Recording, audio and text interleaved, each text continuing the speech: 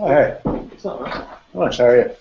Pretty good. I had another really cool guy tonight for plays D&D. Really? Yeah, we spent some time. For sure. First time I've met him. But we got to talk on board games, specifically side quests quite a bit. Okay. And I asked to play D&D, and he said no. Okay.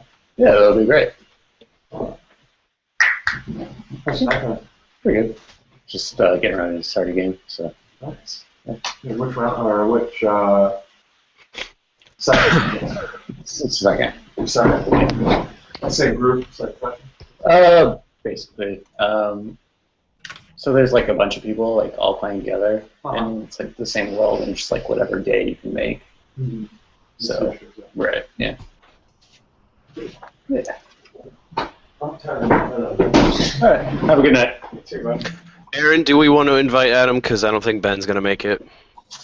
That's up to you, boy. I guess. Here's a question. I've got a -1 dex modifier. Does that make my armor class go down by 1? I think that depends on your armor. I don't think it does. Like, I have leather armor, so my dex modifier adds to or subtracts. I don't know. I don't know if it subtracts. Fuck it, I'll Google it.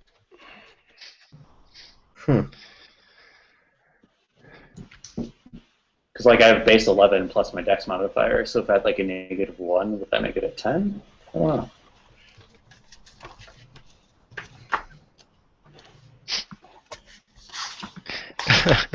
Gwynn, I just saw the shit yourself picture. That's good. Yes. Yes. Yeah, I just saw it too. So it was great.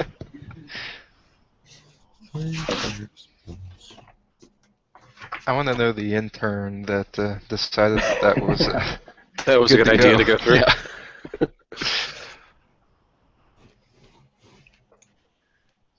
Oh.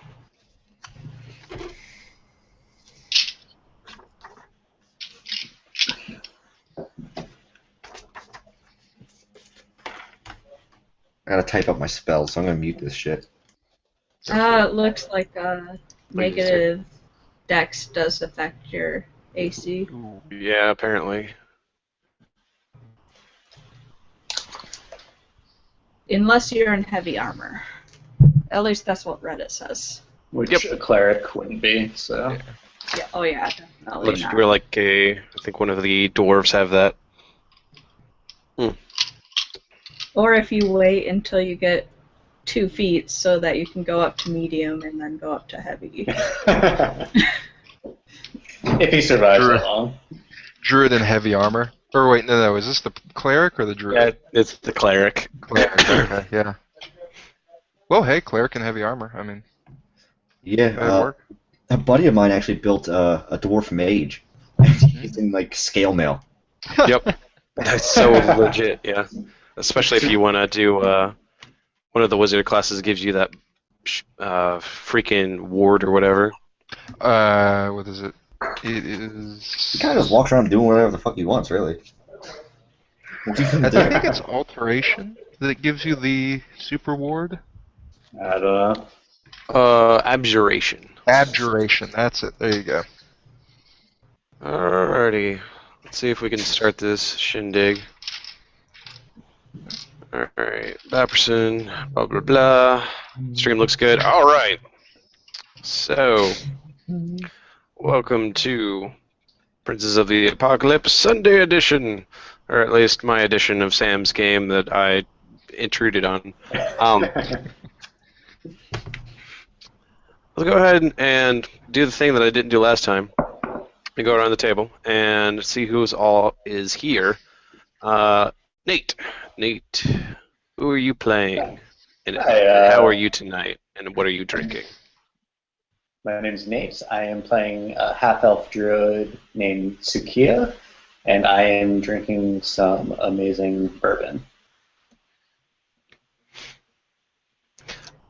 I'm going to go down the order of the Google Hangout. So next will be our amazing Jake. I keep wanting to call you Jack, but you're Jake. I am playing Tolgar Bellshammer, who is a level 2 paladin, specifically Ender, the Morning Lord, and I was drinking Garbage Person $15 rum and orange juice, but it is all gone. So, and that's Oh, that's sad. yeah. That pre-gaming is on point. Oh shit. What was I He's gonna say? still muted. Who is? Oh, Ahren. I'll skip him.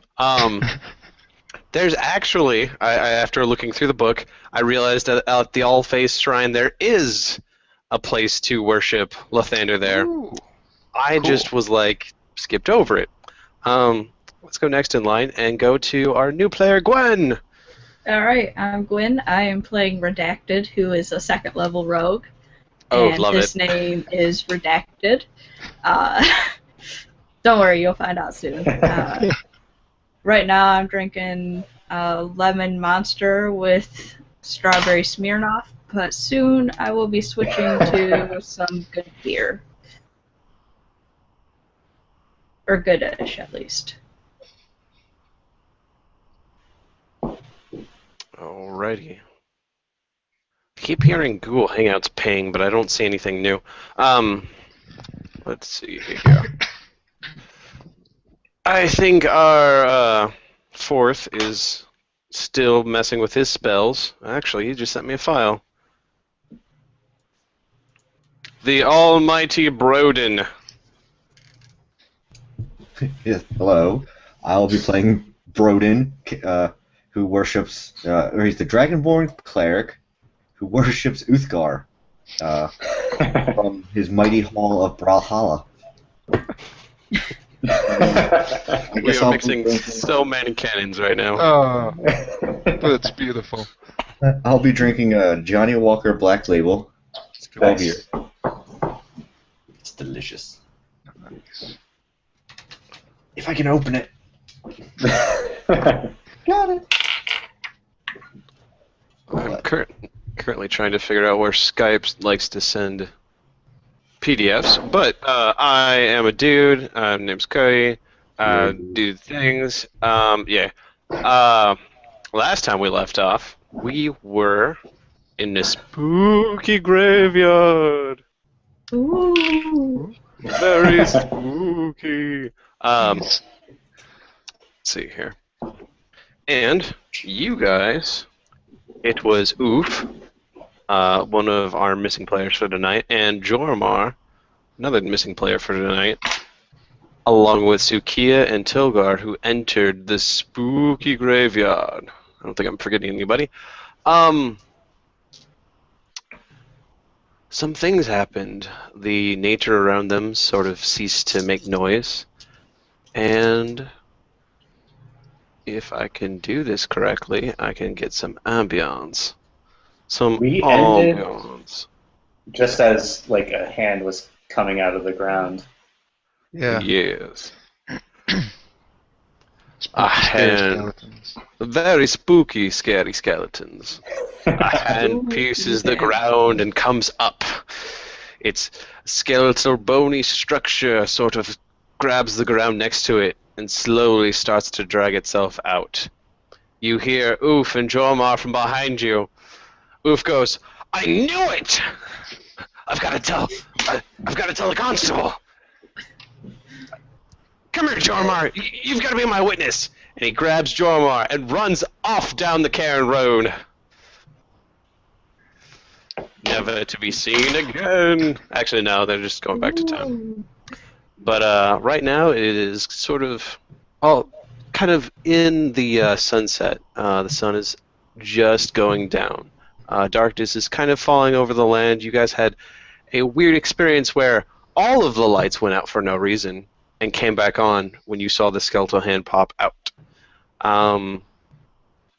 You see this skeleton slowly start to drag itself out of the ground, moaning and groaning at the sheer frustration of trying to take itself out of the ground. What do you do? Well, Tolgar, as a devout follower of Lathander who hates the undead, is going to shout, Back to the hells with you, you undead abomination! And he's gonna go over and try and push it back in its hole. Okay. So is that an athletics check? Yes. Okay. I got... Oh no. Hold on. I got a... That is a 13 on athletics. Do I push him in the hole? Here, let's go ahead and check. I want to do something real quick. Okay. No, that does not work. He, she, or it, or whatever gentrification pushes back against you and pushes you onto the ground. Oh! It stands up above you as lightning flashes in the background. You see the dark silhouette of this very small and stout figure stand before you. We flash back to a Dragonborn walking down the Cairn Road. It has just become night, and Brodin, you're trying to reach the town of Red Larch. You've got a parcel in your hand, noting that you have job to do, or rather, you have something that you need to attend to in Red Larch. As it kind of gets a little bit stormy out, you see further down the road a group of people and a half-orc running down the road away from you. As you see in the graveyard, there seems to be an undead creature that stands up. Alright, so I see the undead dude, and he's... So is he going to, like, munch on the other guy?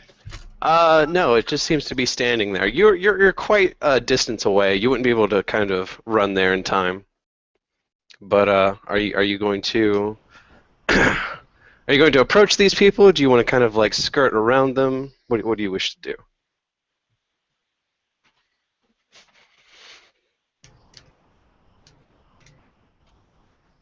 Do you wish to go help those in need with your clerical might? Maybe Uthgar needs to give them some silverweed to make them have a better time. You don't want them to have a bad time. He's muted Yeah, again. he is muted. Yeah. So, I would like to, well, first off, cast light, because I don't think Dragonborn have dark vision. Okay. What do you cast light upon? Oh, should I have to do that? Yes, you can cast upon your face. I want to cast it on my the little flippy tongue that lizards have. Right? Yeah, do one of those. So it's like a strobe effect. So everybody knows that the party's going on. I like it. Every now and then, just flick out the tongue. Yeah. So I got that going. Can I say, like, while that was happening, like, while Tolgar was trying to do that and Brodin was seeing us from afar, like, Tsukiya, like, kind of yelled after Oof and Joramar. I was like, where are you going? Like, come back. And as they did that, he cast his Produce Flame spell to kind of cast a little light as well on what was happening.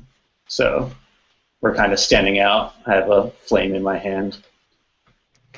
Oof kind of yells back to you, I have to get the constable! I'll be right back!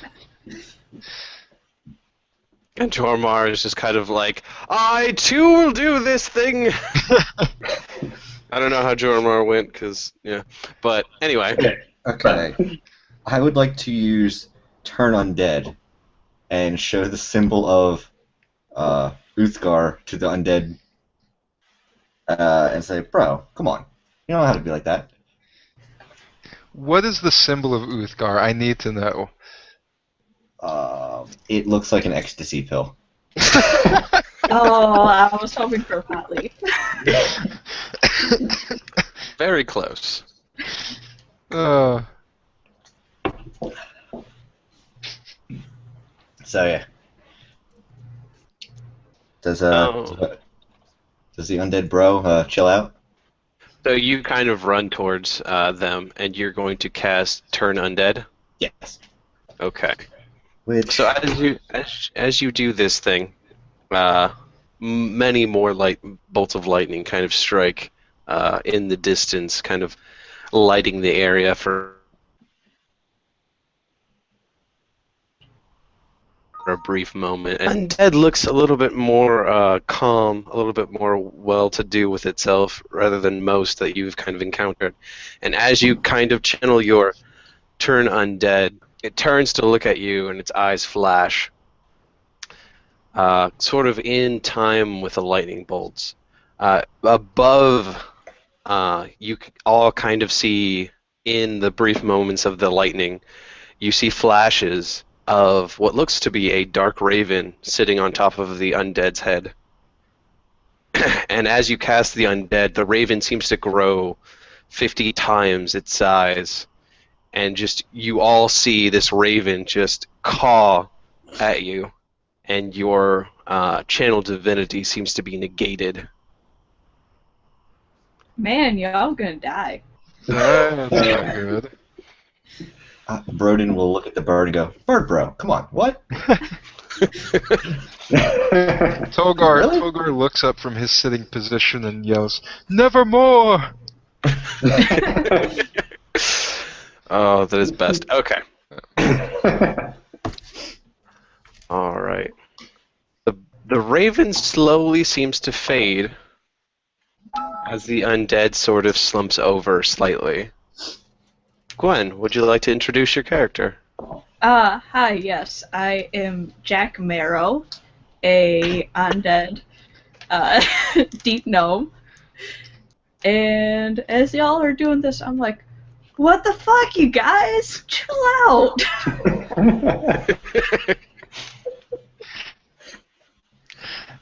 You guys don't have anything better to do than pick on some defenseless skeleton, I guess? No, So- no. Excuse me. That bro was trying to munch on that bro, so...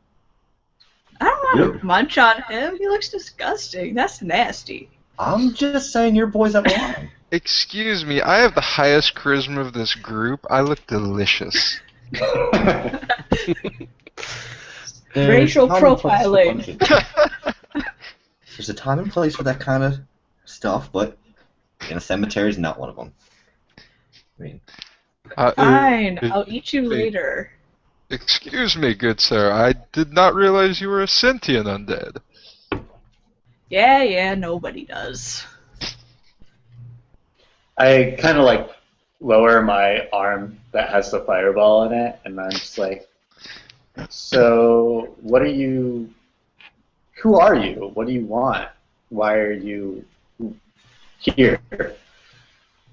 Well, I got real tired of being stuck underground. It's really boring there, so I'm up here looking for stuff to do. What raised you from the dead? Fuck if I know. As you kind of say this,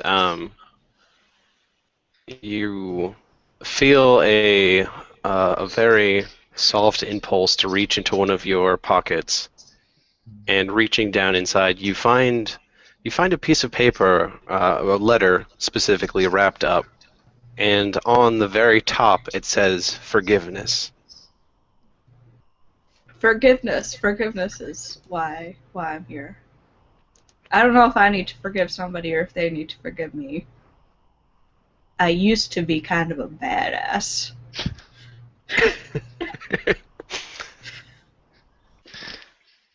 Well, we're here looking for a dog. So, have you seen any dogs around here? Well, we assume it's a dog. Its name is Spike, which I think we've all agreed is not a good dog name. That's Alright, a you good listen time. here, motherfuckers. Adam is gone. No, it's fine. Yeah. I thought it was Joramar that had the problem with this spike name. Oh yeah, I think it was Matt. Yeah. Yeah. Anyway, go ahead. I'm sorry. No. Yeah. That's about all I do is ask, have you seen a dog here? We're looking for a young girl's dog.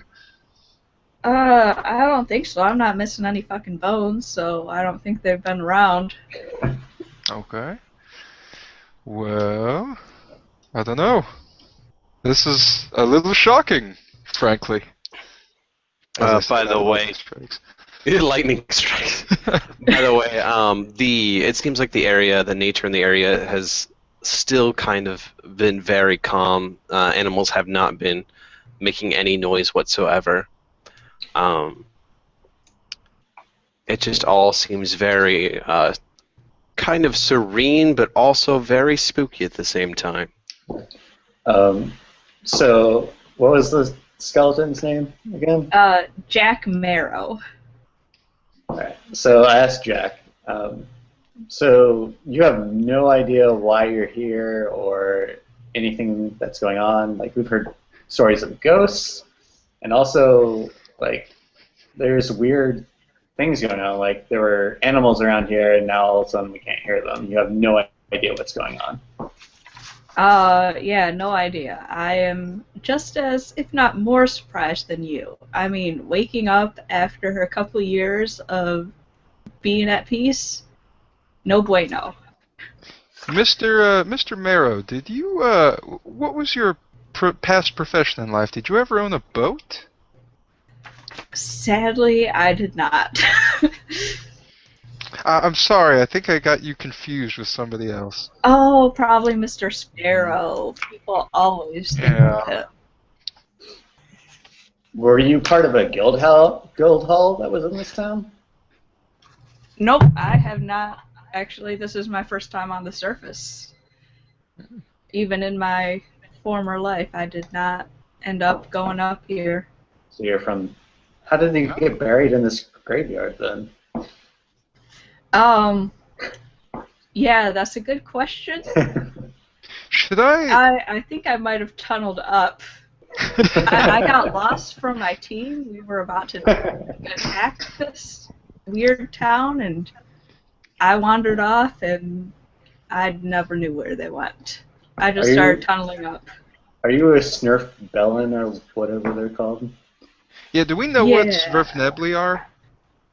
Yes, you would know a very vague kind of description of them, but basically, you would understand because of the height of the person.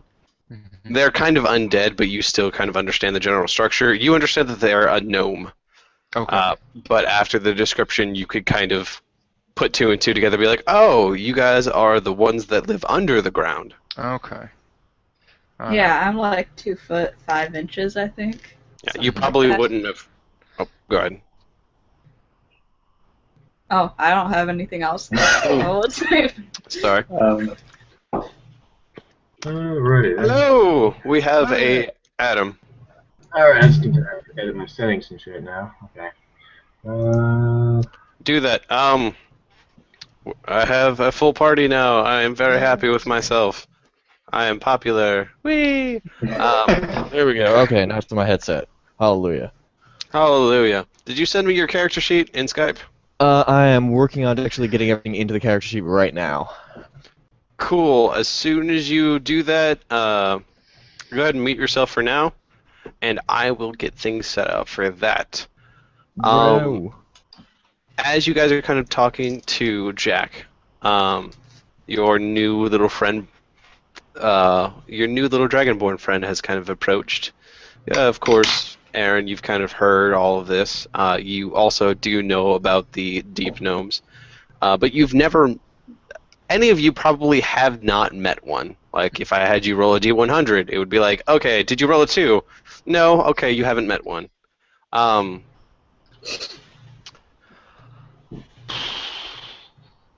Yeah, this graveyard still seems very odd.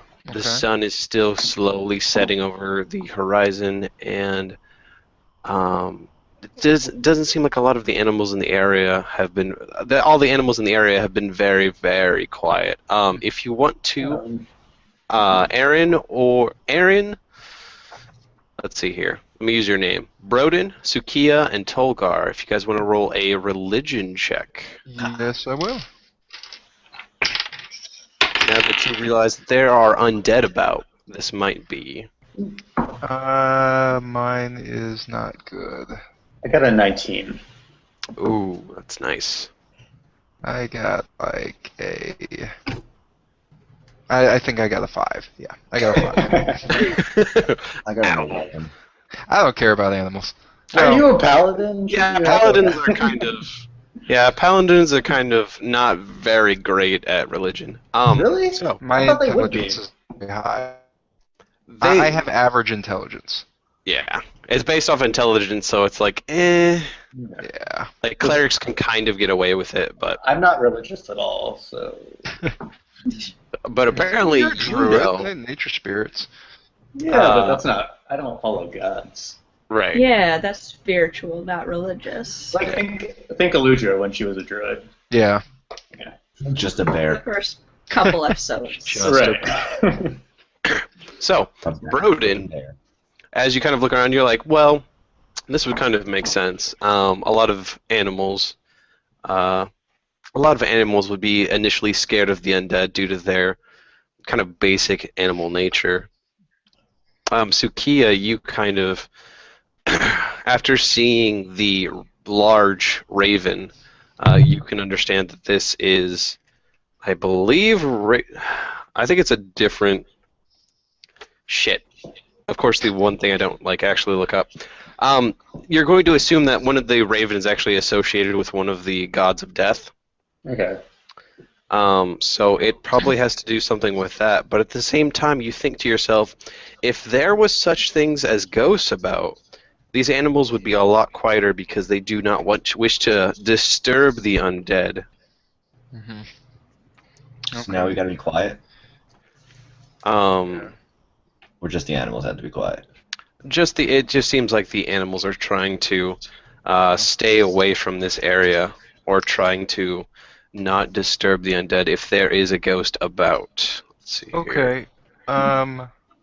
Cody, I have Divine Sense, which allows me to know the location of celestial, fiendish, or undead within 60 feet of me. I have 4 uses of that, and I would like to use that now. It's just an ability. I don't know that I have to roll anything for it. So, tell me what you want. As you kind of look around you, you're like, I don't understand why the animals are being all quiet. You kind of quiet your own soul.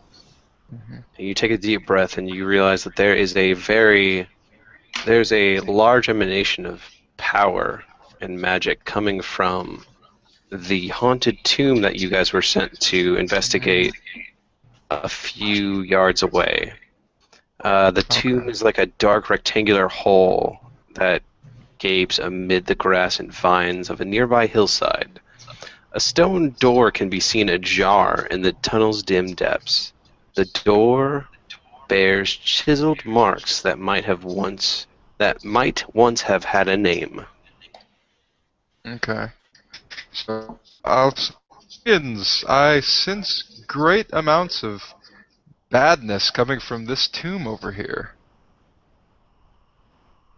Yeah, you definitely sense the undead. You sense a lot of power, but you're not sure if you sense evil, per se. Okay. So just undead. That's... Yes. Okay. Alright, then yeah, I'll make that known. I'll tell everyone. There's a strong feeling of an undead presence coming from this tomb over here.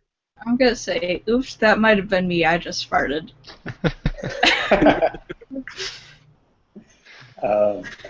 Well, I'm gonna check it out if you want to join me. Go Okay. for it. I'll actually lead the way if you want to go into the tomb. So. Sure. I'm sure I volunteer. can talk to him. Yeah, I guess let's try and have our undead friend reason with whatever other undead is in there first. Brodin, you kind of have just kind of come across this area. You see all these people, they seem to be really jovial with this undead skeleton now. You do kind of have a job in town, but Like, that's an undead skeleton. That shit's really fucking awesome. Like, that, you might want to be bros with that. Like, And Metal just is because I have a hell. job doesn't mean I can't party on the way there. exactly. You know what I'm saying. Bro, you get me. You Bro. get me. Bro, Bro, who made those guys into town? Brosidon, King of the Broshan. of course, man. Don't be following that false path to Brokey, alright? Yeah. I got you. Alright. So Brodin, your newfound Dragonborn friend, slowly steps behind you, kind of wary as well. Okay, well then, You I you think- step towards the passage, and I'm guessing you guys are going to go all the way inside? yeah, I was just gonna it because I'm a paladin. Yeah. Okay. And I still have my flame out, so if it's dark, it's gonna light it up. So Yeah, at this point, it is very, very dark. my light provides 10 feet of bright light and then 10 feet of dim light. So Cody, As you... Oh, go ahead. I was just going to ask, is there anything I can do to, like, my holy symbol is basically my shield. Can I light that up with, like, divine light or anything like that? Well, I With, have a like, question for religion you. check? Do, Mhm. do you have, I think clerics also do get the cantrip light. I don't have any cantrips, so I can't do that. You don't have any cantrip? Oh, because you're a paladin. I'm a paladin, yep. Yeah, I have the cantrip light. Okay. Tongue, remember? Blah, blah, blah. You know what, just go ahead and give me a religion check. Okay. And I'll give you light, but I want to see how much light. mean- I got a 12. Okay, so it's not like a ton, but from Lathander's kind of majesty, your shield sort of projects like a 5-foot radius around you of light. But Okay. at this point, a lot of people have kind of casted light, and you see the entire area kind of brighten up. As you get I closer just to didn't want to be left out. I understand. I want to feel be like- part of the group. I feel like Jack is just like, oh shit, turn off the light. Jeez, man. Been underground for like years. So, go ahead. I want to touch. Who's in the front? Me. Yeah, Unless it would anyone else wants to be. definitely be Tolgar. The paladin. Yes. Yeah. So I'm gonna give him one of those. What race is he? I'm a human. Okay, cool. I'm gonna give him one of those baseball butt pats. Like, bro, go get him. I'm gonna cast resistance. Awesome. All I'm right. I'll like clang my sword against my shield and be like, all right, let's do this. Ooh. fully broed up. As I'm like a mile away, I was like, bro, I got you. So as you kind of approach the passage, you see a large stone door that is sort of ajar, but not quite. A small character could fit through it, or you could just simply push the stone door ajar, or the stone door that is ajar, open the rest of the way. Is it a door or is it a jar? No, the door is ajar. What? No, God damn it. Damn it, Gwynn! I roll to open lid. No. The door is slightly open. It is enough I for run a the small door under character. some hot water. Shut up and make your character, damn it. Working on it. It's almost done. The door is slightly open. It seems that a small creature could fit through it, or you could just push it the rest of the way open. I would like to politely knock on the door in case the ghost is changing or something like that. Okay. I want to just slip Fire. in while everybody's doing all this. You can just go under my arm. I mean, you're short just enough. forward. So Tolgar, as you reach up to knock on the stone door, Jack just kind of very short, so he just kind of like waltzed in. He's like he owns the place. Just walks in through the door, and as you get inside the door, there's a very long passageway, about 10 feet high, 10 feet wide, running straight into the hill. You can't really see into the distance. You have dark vision, don't you? Yeah. Just regular, up to 60 feet, I think. Okay. So as you kind of look down the hall, you see another open room at the end of the hall. Are you going to open the door for your compatriots, or are you going to kind of leave them behind? Nah, Well, I'm just gonna go to the room. I get annoyed that Tolgar, or Tolgar, whatever your name is, whichever one, I don't remember, is knocking, and I just kind of push through and open the door. Okay. Yeah, they're strong. They can open it. Okay. All right. So They're good boys. Jack Marrow, kind of waltzing ahead, decides to go on to the next room. The rest of you, Tsukiya.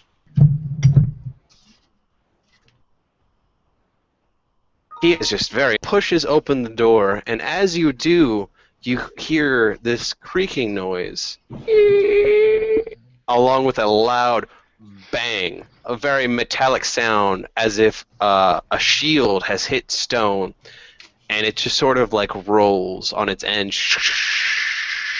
Ting. All the animals in the area seem to pipe back up, and you just hear crickets and whatnot, and you also hear a bark coming from the inside. I'm gonna turn around and go, "Shut the fuck up, you guys!" in a really loud whisper. Like, no, that's Spike. Like, that's what we're looking for.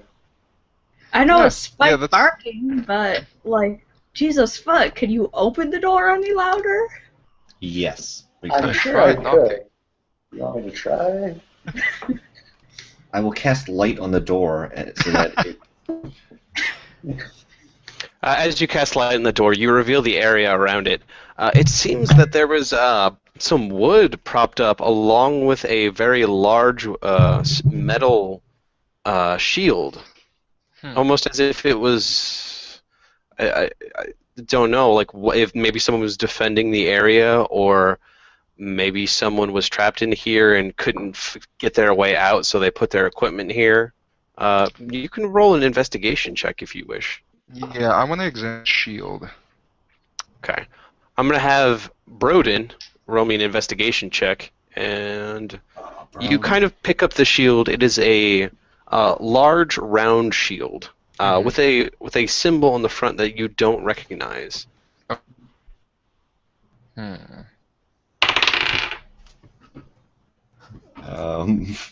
14. You kind of look at this and you're like, well, this kind of makes sense if someone wanted to, like, I don't know, like make a trap or something. But, like, why would they make a trap if you enter the tomb? That doesn't make any sense. Like, I guess in a way that it would make sense would be if you could alert someone inside the tomb. Are there any dead bodies on the ground? You look around, you don't see anything. I mean, I got the feeling earlier that the animals were being quiet not to wake anything up, and I guess I kind of ruined that, so we might be in for a surprise. I'm gonna sling the shield over onto my back, just so we could maybe have somebody investigate the symbol and tell us what the symbol means. Okay. I mean, I could do a Later on. religion check. Oh yeah, there you go. Or, I mean, Or- could we all feasibly do a religion check? Me and If it's religious. if it's religious, yeah. Right. I don't even... Go ahead and do me a favor Mhm. and roll me a religion check then. If you guys want to kind of see if there's any religious markings or kind of know-how about this. Nat 20. Oh, nice. Ooh, nice. Okay. And I do have a modifier for my religion. I did not see that. I have a 2, so 22 total. All right. Well, I'm going to say this right now. For the rest of you that are probably going to roll religion, there's no religious significance to it. But, however, since you got such a high roll, and since you crit it, as you kind of look at it, you think to yourself, I think I remember a Waterdeep noble having the symbol. It's not related to any religion per se, but I understand that they follow such and such religion. And as you kind of look at it, you're like, well, yeah, that would be a knight of one of their orders, or not one of their orders, but one of their kind of like subsidiaries. That's about all you get from it. That's a lot more than I was going to get, so that, yeah. Alright, and yeah, I'll relay that to the rest of the group. This seems to be a Waterdeep Knight's shield. I don't know what it's doing in this tomb, but... So, Jack, as you kind of enter this larger room at the end of the tunnel, it seems to be a large square room, 30 feet by 30 feet. There's a stone block table in the middle of the room that has stains and marks across the very top of this this basically block table slab, as if there was a bunch of objects kind of on top of it. In the middle of the wall to your right, though, there is another passageway, but it is closed with a rusted iron door. And right in front of the door, you see a smallish dog barking at it. Just kind of woof, woof, woof, woof. Oh, we got DMX in the corner. I'm gonna go up to the dog and try and quiet it. I assume I'll need to roll animal handling.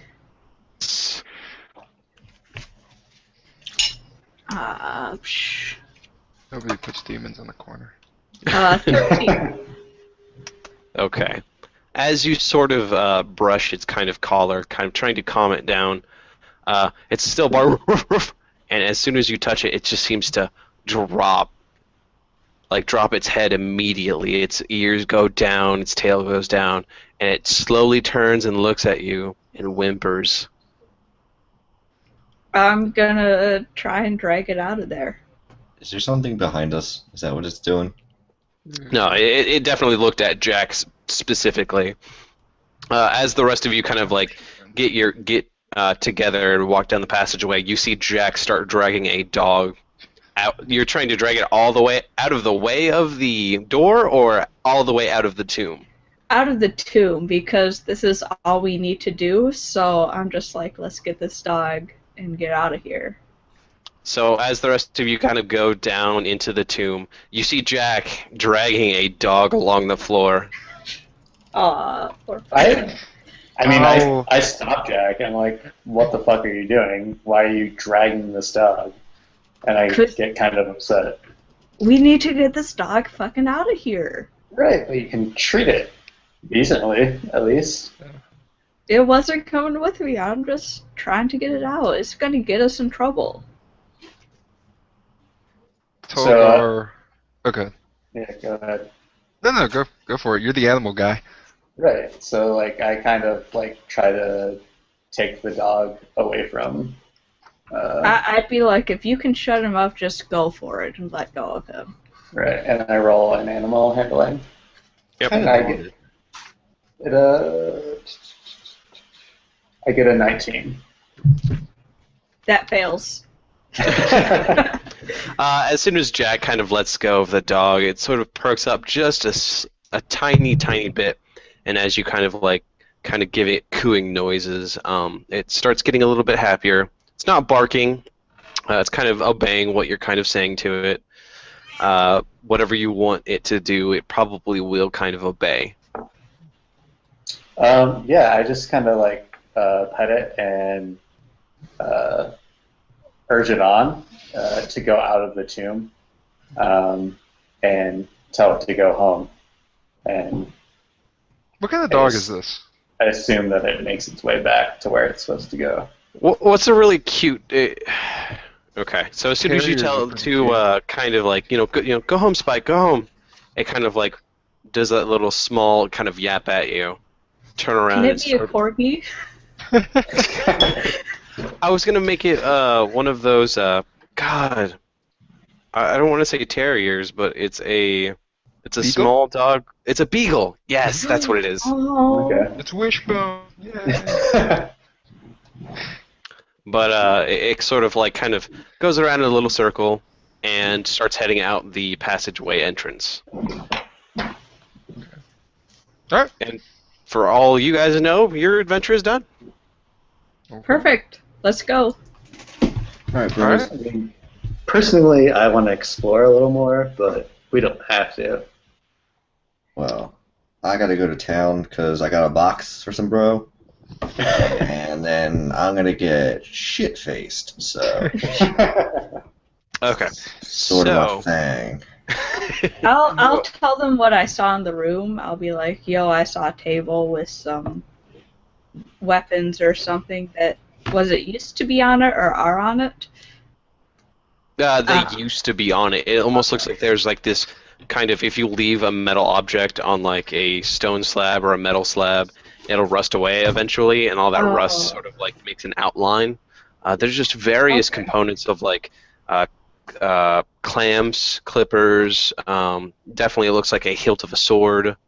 You say clamps? Yeah, I'll tell them about that and the iron door rusted shut that the dog was barking at. But I'll just say, I mean, if there are more undead here, I want to correct this imbalance in nature, and I would appreciate the help. If you don't want to do it, I'll go back with you. I'm just not going to be happy about it.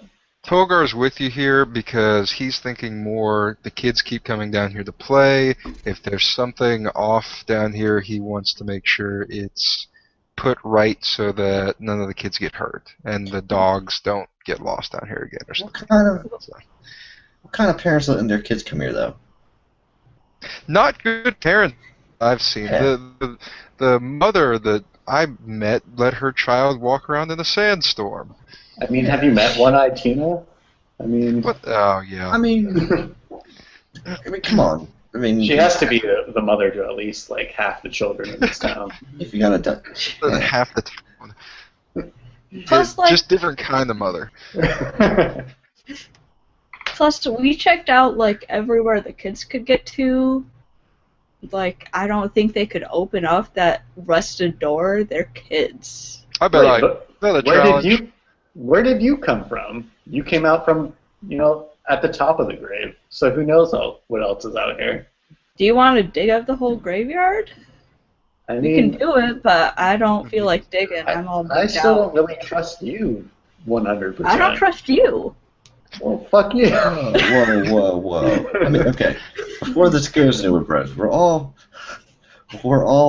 under the same roof, and it's cool. Yes. Here, How we calm just down. some of the silverweed oil, and it'll be good. So we all agree. So we do that. Okay, yeah. We all sit Okay. down and smoke one. This is a spiritual journey. Yeah. Are you guys literally sitting down to toke some up? In the Yeah, middle I've of- got We're got blazing it up anxiety. and smoking that herb. What Yeah. what does Brodin look like? He's an onyx black dragonborn. Okay. With like I guess green eyes. Think of like Toothless, except with teeth. So, yeah. cool. Yeah, like if you look at him, it's like, oh no, Tiamat, and he's like, bro, calm down. Yeah. All of his spines kind of like droop a little bit, and He's just sometimes they get in mellow. his face. Yeah. Yeah, he's Yeah. mellow. Does he have a tail? Yeah, I'll probably Yeah. burn up tails. Right. Yeah. But I mean, Okay. he's like, I don't rep that kind of stuff. I mean, I broke out of the hood, and I'm not for that life no more. So, you all kind of meet in the very far room, sort of gathering around. I need another bookmark for this one. You guys kind of all gather around the little stone table. Some of you are kind of sitting on top of it. All of you are kind of toking up some silverweed. It's been a great freaking evening. Met 2 new friends. Like, this is going great. Oof and Jormar off back in town, probably doing something, cool. Jack, you kind of realize, shit, I can't smoke silverweed anymore because I don't have any lungs, or they're there, but they don't work. I So you- inhale, but like the smoke goes out and just get everyone more high. So Exactly. here's a question: Can I? Because I mean, you can't leave a bro out. Can I alter turn undead to like set phasers to like 0.5, so it just messes with the brainwaves a bit? So you want to make turn undead? Turn undead. Yeah. Right, make that turn. So it's like, no, I got you. So like, I feel like this involves yet another religion check. all right. I'm doing Uthgar's work. Yes. Oh boy. Okay, so there aren't action points in this edition, are there? No, there's not. Only for fighters. Oh. Well, I didn't get a 1. Oh, Okay. yeah. So you're kind of sitting there. You go like, wait a I got second. 2. So It's undead. It can't. Oh man, it can't enjoy like the massive pleasure that is silverweed. By Uthgar's spirit, we need to rectify this. I need to make some cookies, man. I need to make some fucking cookies. It's made out of fucking cookies. So, I'm getting the urge. Please tell me that at least somebody knows what I'm talking about. I'm sorry. Nah. Nope. Oh my sorry. god. Okay, I need to look this up. Also, I will be right back, you guys. Okay, before you do that, Adam, let us go to your Holy shit, it's a cat. character. Cass. Is it Cassie? It's not Cassius again, is it? No, it's Cassie. It's Cassie. Okay. Alright. Cassie, female? Yes. Okay. Cassie, you sit outside in the woods. You have just unfortunately been recently caught by several would-be bandits. There seems to be a goblin tribe, not led by, but they also have a half-ogre there. They kind of have set up a camp just beyond a hill in the woods. You can kind of see the road from here, but your mouth is kind of tied up. You've seen a few travelers upon the road, and as you kind of look around, you see the goblins kind of milling about, kind of getting some food. The ogres kind of pushing over some of the smaller ones to get the other food. And unfortunately, you were on your way to Red Larch because you also had a piece of paper saying that you were inheritor to a one Sprywinkle. Now, before we start this, give me a conversation that you might have had in the past about you becoming an adventurer. That you may have had with maybe a passerby, someone in a tavern. Maybe you have someone that you look up to, or maybe you just like, well, I really want to get a bunch of money. Like, give us a little bit about Cassie. Well, for one thing, she is a jeweler. That's her trade. That's her profession and everything. So the biggest thing, she's been a bit light on business lately, and she's lost a lot of her materials. She can't really make stuff. She doesn't have any material or anything. So that's one of her big reasons for going out adventuring. So she can actually either just get some straight up money or to get some more materials so she can keep practicing her craft. And Cody is missing in action. I think he has like one of those wireless headset junkies. Oh yeah, I know he can hear what I'm saying. No, we all need to talk like really loud. I just thought that you were going to stall long enough for me to use the restroom. Hold on. No, I'm going to make sure that this is extremely awkward for you as much as possible. We're just waiting on you. You having a nice piss? Having a lovely piss. Thank you very much. Alright. I thought you were going to have more detailed information about that. You didn't wash your hands. Go back in there. I washed my hands, damn it. Bro, that's unsanitary. Bro, I got you. You can't be running this shit like that, bro. Bro, dog. Come on. Come on. I'll be back in a second, too. Bruh. Okay. So as you kind of look around, you see a lot of the other you see a lot of the other goblins kind of, they have a few of your wares, kind of like, one of them has it like a necklace, but it's on its head. One of them has like an earring, but he's like stuck it in his mouth between its teeth. The main reason that you heard rumors about this area, that there was a old, very ancient dwarven city built beneath this entire area. So you would think that being dwarves, they would probably have the best kind of either gold or minerals or materials that you would need to kind of build out your new jewelry empire. Right. One of the goblins takes out of your pocket this said letter of inheritance, and you see it again like a flash of memory. You see the day that you got the letter from this small other goblin. But this goblin was more kind of world-weary. He just approached you one day and handed it to you and said, "Hey, Cassie, right?"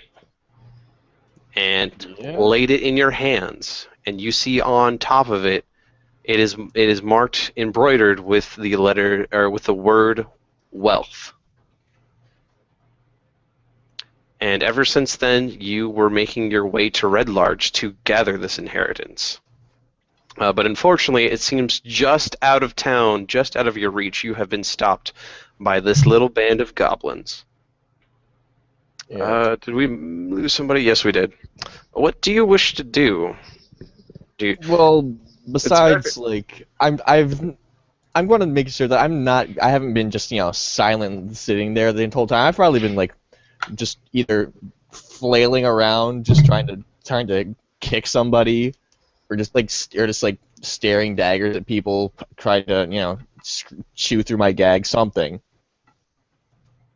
Yeah, But at the end of it, if none of that's going to work, I'm probably just going to try to, I'm going to probably just start, spewing insults at them with message, because I can talk to them.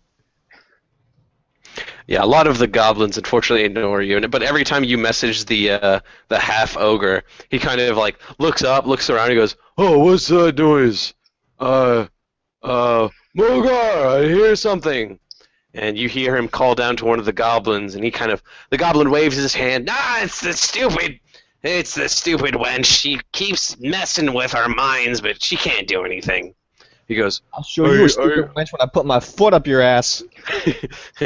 He just looks over, he kind of sticks his tongue out, he goes, "Nah." The ogre kind of looks around and goes, "Oh, are you sure it's my noggin? She's in my noggin."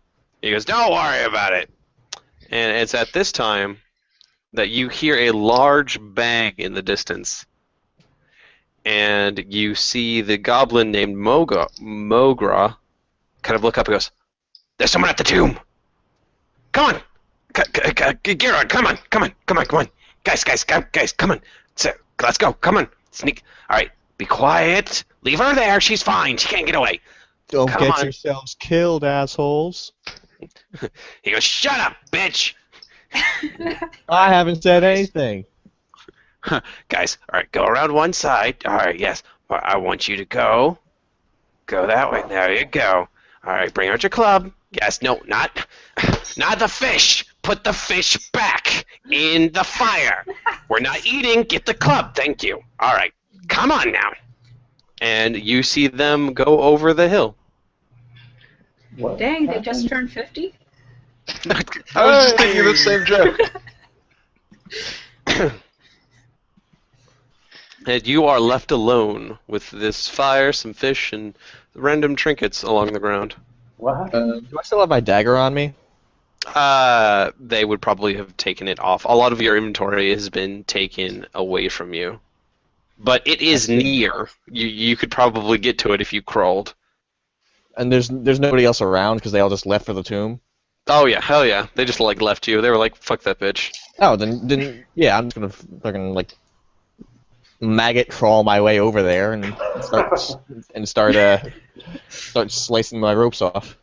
Go ahead, give me a sleight of hand check then. What the hell's my sleight of hand? Sleight of hand. Be a +3. Okay. See how long this will take that's you. a 5. Okay. Yeah. That is a 5. That is very unfortunate. You're going to grab your dagger and kind of start working at it. You drop it a few times. You pick it back up and you start working at the ropes again, but it's still going to take you quite some time. In the meantime, could I basically at some point just say "fuck this" and try to burn the ropes? With what? Oh, with the fire? With either the fire or magic fire. Do you have any spells that don't require somatic components? Let me actually check. I'm not sure. Let's see, what the heck You is- check that while I go back to the rest of the group, because Yep. you guys have been toking that shit up. This tomb has got so much damn smoke in it, it's ridiculous. But I have a question for you. You guys have been staying in this small little, it's fairly large, 30 feet by 30 feet room. But there's that door, that rusted iron door is still sitting there. Has it been touched? I would totally. After I was inebriated enough and on my happy joy time enough, I would be like, "Yo, guys, come check this out. I bet I could totally bash down this door." I'd totally check it out too. Yeah. I'm gonna go and try and kick the door down with a strength roll. Alrighty, go ahead. And they all do have somatic components. So. 18 natural, so that is going to be a 22 total. Okay, so you're like, guys, check this out. I could totally, that door is fucking going down. And you just walk up to it, you lift your foot, and you just boot to its freaking door face, and it just goes careening into the darkness. My You boot and draw in the lid. Didn't I put light- And as cast light Tolgar on kind that of thing? turns and does his little victory pump, he's like, yeah. The rest of you see behind him coalesce this purple figure. And it seems to be a human man wielding a longsword, standing in the doorway. He sort of peers down at the celebrating human and looks back to the rest of you. And you hear him speak, and his voice sort of echoes throughout the room. How dare you disturb my master's tomb? Leave now, and I will not be forced to dispatch you all. Okay, It's bye. gonna sober me right up, yeah. I'll See ya. turn around since I'm the one in the doorway. And, excuse me, sir. I'm sorry, we didn't mean to intrude. And I'll back away slowly. So I would like to They're all hand. pussies. I would like to hand this guy a piece of paper. It's like, don't worry, we have a permit to be here. It's okay. You hand the spectral figure the permit. Permit? Well, it's a piece of paper. It just says I can do what I want. Psychic Well, paper. He All right, reaches. Ron Swanson. He reaches out for the paper and he takes it from your hand. He opens it. He goes, "This is no decree. This is." Oh, And then I'm gonna point to the symbol of Uthgar. Like, bro, come on. Don't be Uthgar phobic. So he crumples up the paper and throws it on the ground. He goes, "Your god has no power here. I guard my master's tomb." I'm gonna hand him the silver weed. Who is your master? Just be like, Like, bro, just chill. chill. Just chill. Bro, I got plenty of power here. I got that purple power. That dank kush. He just Yeah. looks at the. He just looks at the silver weed in your hand. I do not partake of such base desires. Okay. Now leave my master's your tomb, or I shall dispatch you all. So he's like crashing the party, right? Oh yeah. Okay, now Who is your The- master? My master. My master, it has been so long, I only know him as my master. I've been guarding this tomb for so long.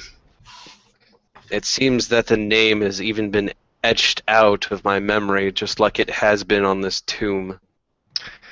I'm gonna So- pull the shield off my back and kind of show it to him, and does this spark any memories, good sir?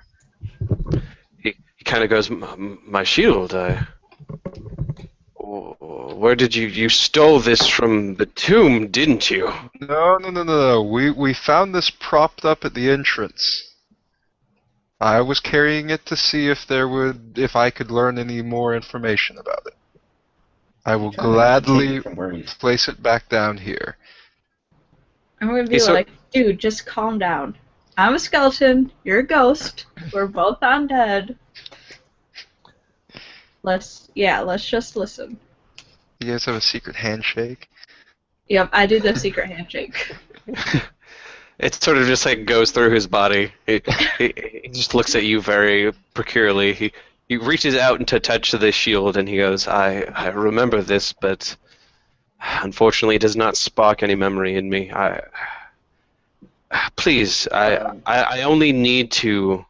My only last wish in life is to defend this place, and with you being here, this only causes me greater confusion. If we could set you free from your bondage here, would you not appreciate that? Would you help us out? What do you need help with? I do not wish to be free from this bondage. Yeah, no, this is clearly his honor-bound code. No, he's been here so long that he's forgotten why he's here. I figured he'd want to go to the afterlife. I just will one question. Oh, just one question. If children are here, would you harm the children? Heavens no. Why? Cool, I think we're all set here. We don't need to worry about those children. He like stutters. The gate prevented the children, and then he turns around and he goes, prevented the children from entering my master's burial site. And he turns back to you and he goes, can you prop the door back up for me? Yes, here, let me do that. And do you need me to roll anything? I'm just gonna pick it back up and put it in the frame again. Okay. It immediately falls down. Hold on. I pull out a roll of police tape and start, or caution tape, tape, and start, streaming it back and forth. Oh, I didn't take that. Damn it. Never mind. Okay. I was gonna say I cast mending. Why did you take mending? Damn it! I mending didn't. is. Oh shit. Okay. So as you're kind of putting the door back in its place, you go ahead and make me a perception check, everyone. I'm assuming not including me. No. I will address you soon. That's a 12. What if my passive perception is better than what I rolled? Got it. How does that work? 21. Ooh. 22. Just tell me what you rolled real quick, because I'm pretty sure. Well, I got an 8, and my passive is 16. So. Okay. So, did anyone get below a 6? Okay. Cool. Because you hear from the front of the cave, I see a light down there, but I don't see him coming. There's a lot of smoke, though. Do you think it's on fire? This is the dankest. It is the dankest tomb. And you hear this voice coming from the entrance. The spectral knight kind of like takes up his sword. He goes, "Who is that? Do you have others with you?" I'm gonna go, shh, no, we don't know them. And I'm gonna try and slink, like stealth into the smoke, and slink up to see who they are. Ooh, I like it. Go ahead and make me a stealth roll. Alright. You Stealth will is my good one. You will definitely have the smoke will definitely obscure their vision. Alright, I got 27. My God. Okay. Welcome to Rogues. All right. I was even be like, you get a +2 because of this, and then you get a 29. Okay. Wow. So yeah, you definitely kind of walk up closer to the entrance of the cave. You're sticking to the side in which the door kind of swings towards, so you're right behind the door. And as you get closer and closer, you see a large head peering into the cave. And right below the large head is a smaller head of what looks like to be a goblin, kind of peering into the cave. This goblin has like a nose piercing. He's got a bandana across his face, and you kind of you see him peer up and goes, "God, would you be quiet?" Oh, I'm sorry. I figured it was on fire, so we gotta call somebody. I'm gonna sneak back, tell the guys what I see, and then try and but say, wait for me. I need to sneak attack first, and then y'all can attack. I'm gonna turn to the. Oh, good. Sorry, I was gonna make a joke. I'm gonna need to do my rogue thing, so stay the fuck back. Okay? Stay the fuck back. I need to get some damage, okay? I'm Spectral Knight and draw my sword and pull out my shield and just kind of, sir, let us help in your honor-bound Stop. duty and Be quiet. Yeah, I'm shouting all of this stuff, by the way. Just like Very totally. boldly like this. Basically, I'm just like, bro, let's do your nightly duty and let's Defend. get these douchebags out of here.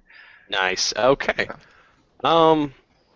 Let's go ahead and roll for. If you're being that loud. Okay, I'm not really screaming or anything like that. I'm talking to him in my manly voice. In your manly voice. Mm-hmm. Okay.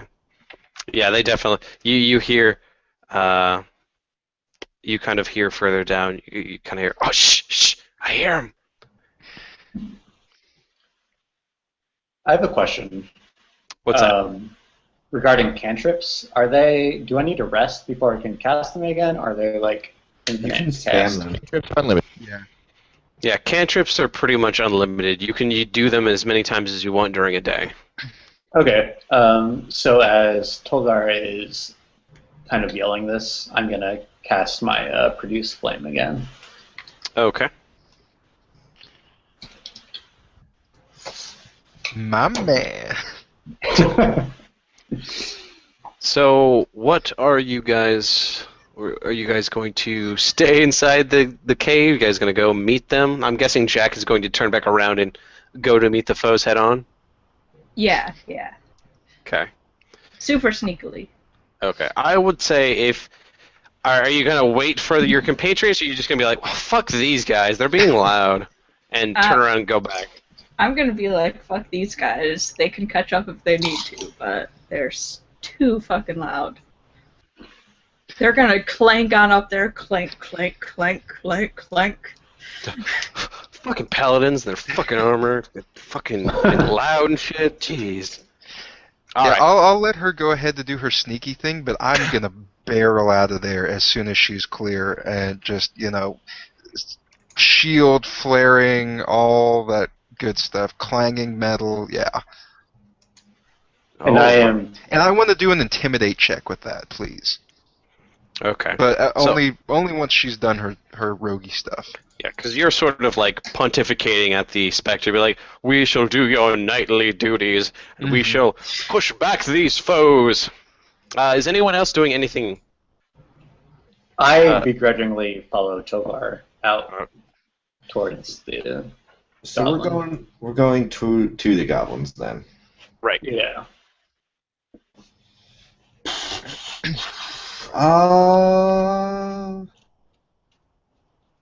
Hold on, I gotta look at what these spells mean. I know I've got them, but I don't know what they do.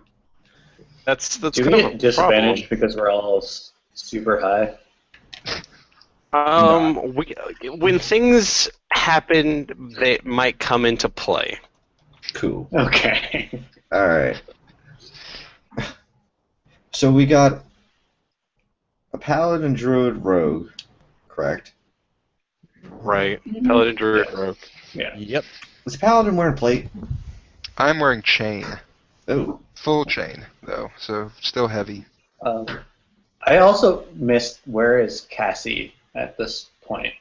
Cassie's not with you. We will go back to that in just a second. Okay, I'm so gonna touch- not in play yet.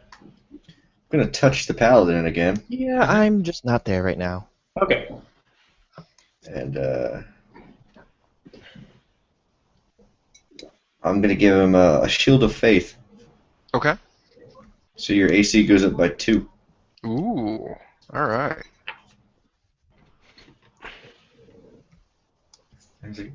Go on. Alright, so you give the Paladin Shield of Faith. Jack has kind of sprinted ahead, and go ahead and make me a stealth check to see how stealthily you go up there. Alright.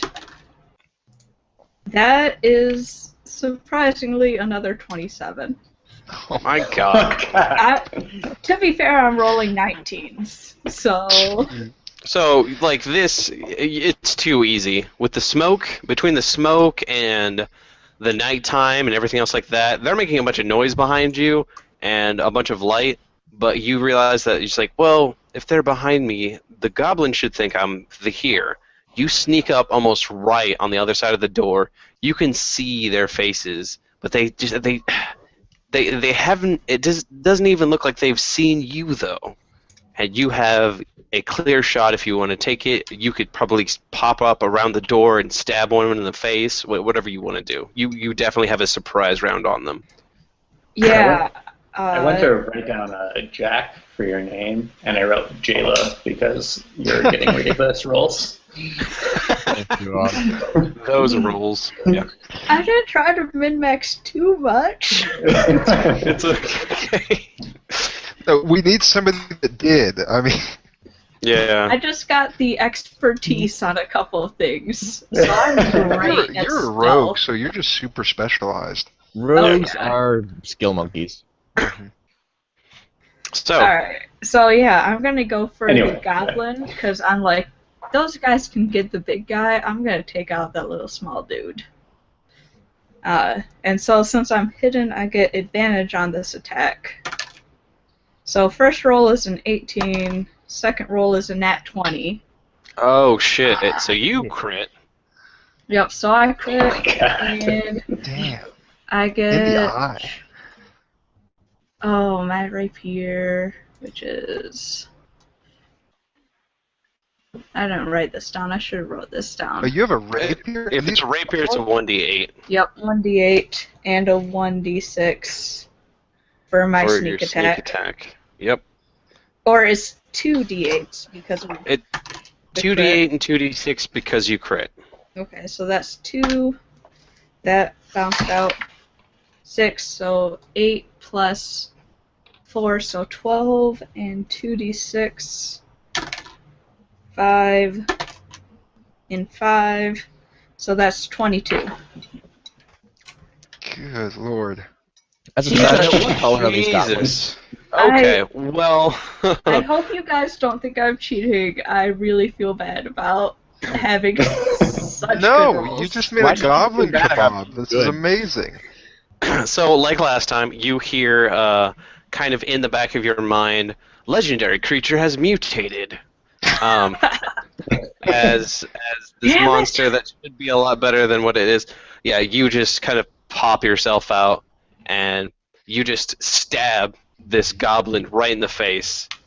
Your dagger just kind of pierces through his entire skull. The look of shock upon his face is just priceless, as he sort of like just stands there in shock for a second. The half-ogre looks down and he goes, "Oh, you're alright, mugger?" Actually, that's not his name. It is. It's Mogra. Mogra. He goes, "You alright, Mogra?" And he looks down and he goes, "Oh, bad skeleton man, bad!" And he points at you. Everyone roll for initiative. It's okay, I live here. It's okay because I live here. Everyone This roll is for my initiative.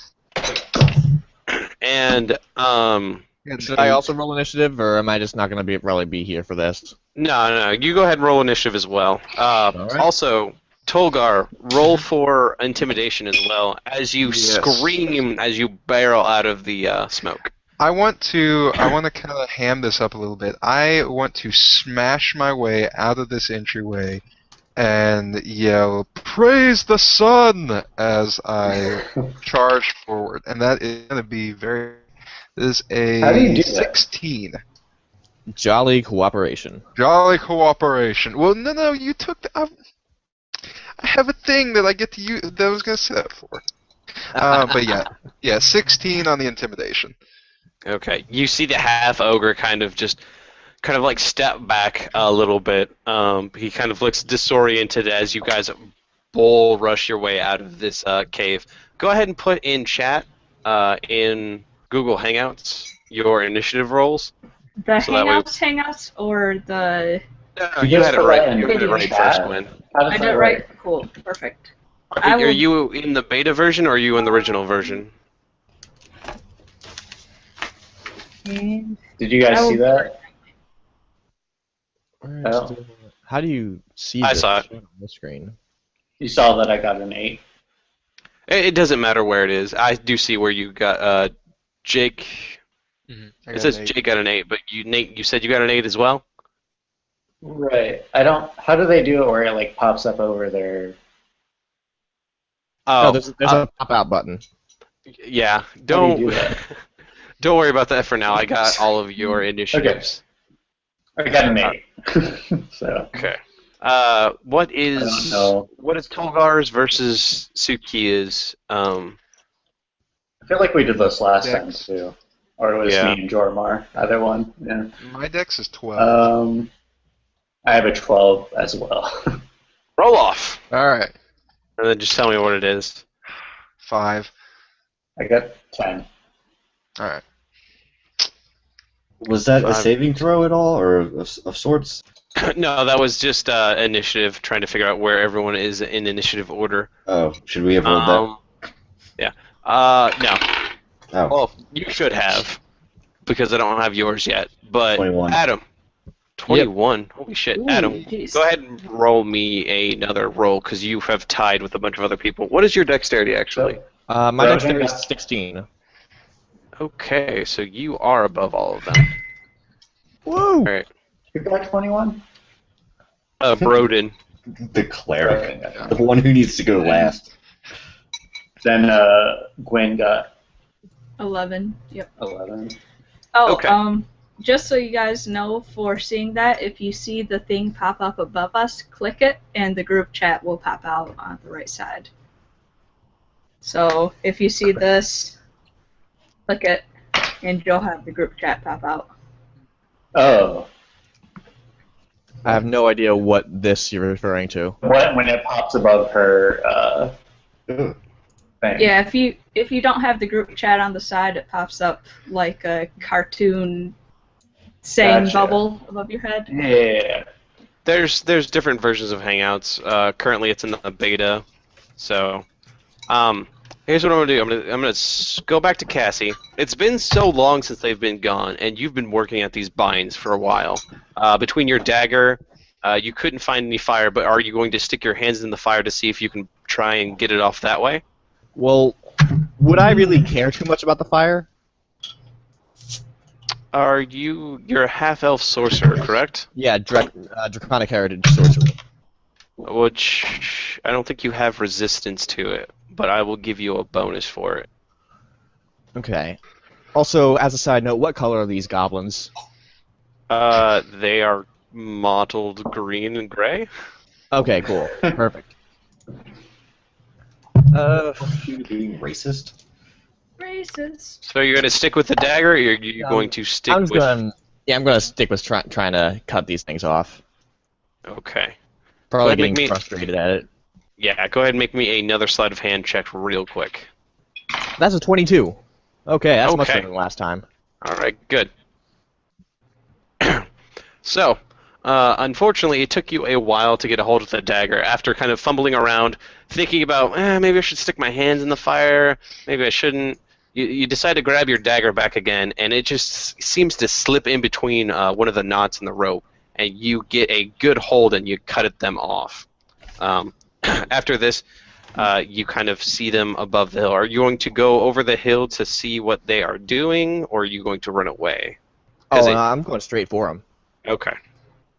Gonna kick some motherfucking goblin ass. Oh yeah, I'm angry at this point. I'm just like, okay, these motherfuckers, they've probably still got my shit. So, Some of your shit, most of your shit is actually on the ground, but most of it is with them. You know specifically the inheritance letter is with the goblin leader, Mogra. Wait, Yeah. did you just say most of it was on the ground, but most of it was with them? Shut up, Gwynn. I don't know how to talk. Most of it is on the ground, but some of it is with them. You know Okay. specifically that the letter you had, the inheritance letter, is with Mogra. You know that the half-orc has a majority of your gold, so... yeah, I mean, there's I'm just another gonna, goblin that has like a lot of your jewelry. He's like just like plastered himself with like necklace on his like head and earrings and whatnot, but it's like in his teeth. So he's looking fab and about to go to the club. exactly. Flavor Flay. Don't worry, we're about to split all of the gold and stuff. You don't need to worry. Oh, great, thanks. That's fantastic. All right, but I'm headed over the hill. Okay. All right. So as you head over the hill, we will start at the top of the order. Brodin. You see Tolgar in front of you run out, but you realize he's a little still high on that silverweed. So you're like, maybe I want to like take a step in front of him. Maybe go ahead of him. I don't know. Nah. Nah. Dude. That's your dude. So. Well, no, not my dudes. Not my bros. Like one of the dudes. Like a goblin. What about him? You guys are all in this like 10-foot by 10-foot. Oh God, like a 10-foot tall, 10-foot wide passageway. You guys haven't all made it out yet, but if you ran past, there's a half ogre right at the entrance of the cave. You You can run past him, but he's definitely going to take an attack of opportunity on you. Yeah. You can see other ones outside the cave, however. You see at least 2 of them. So I can see 2 goblins, but not the big dude. He's got half cover from the door. Okay, that's cool. I'm gonna shoot his face with a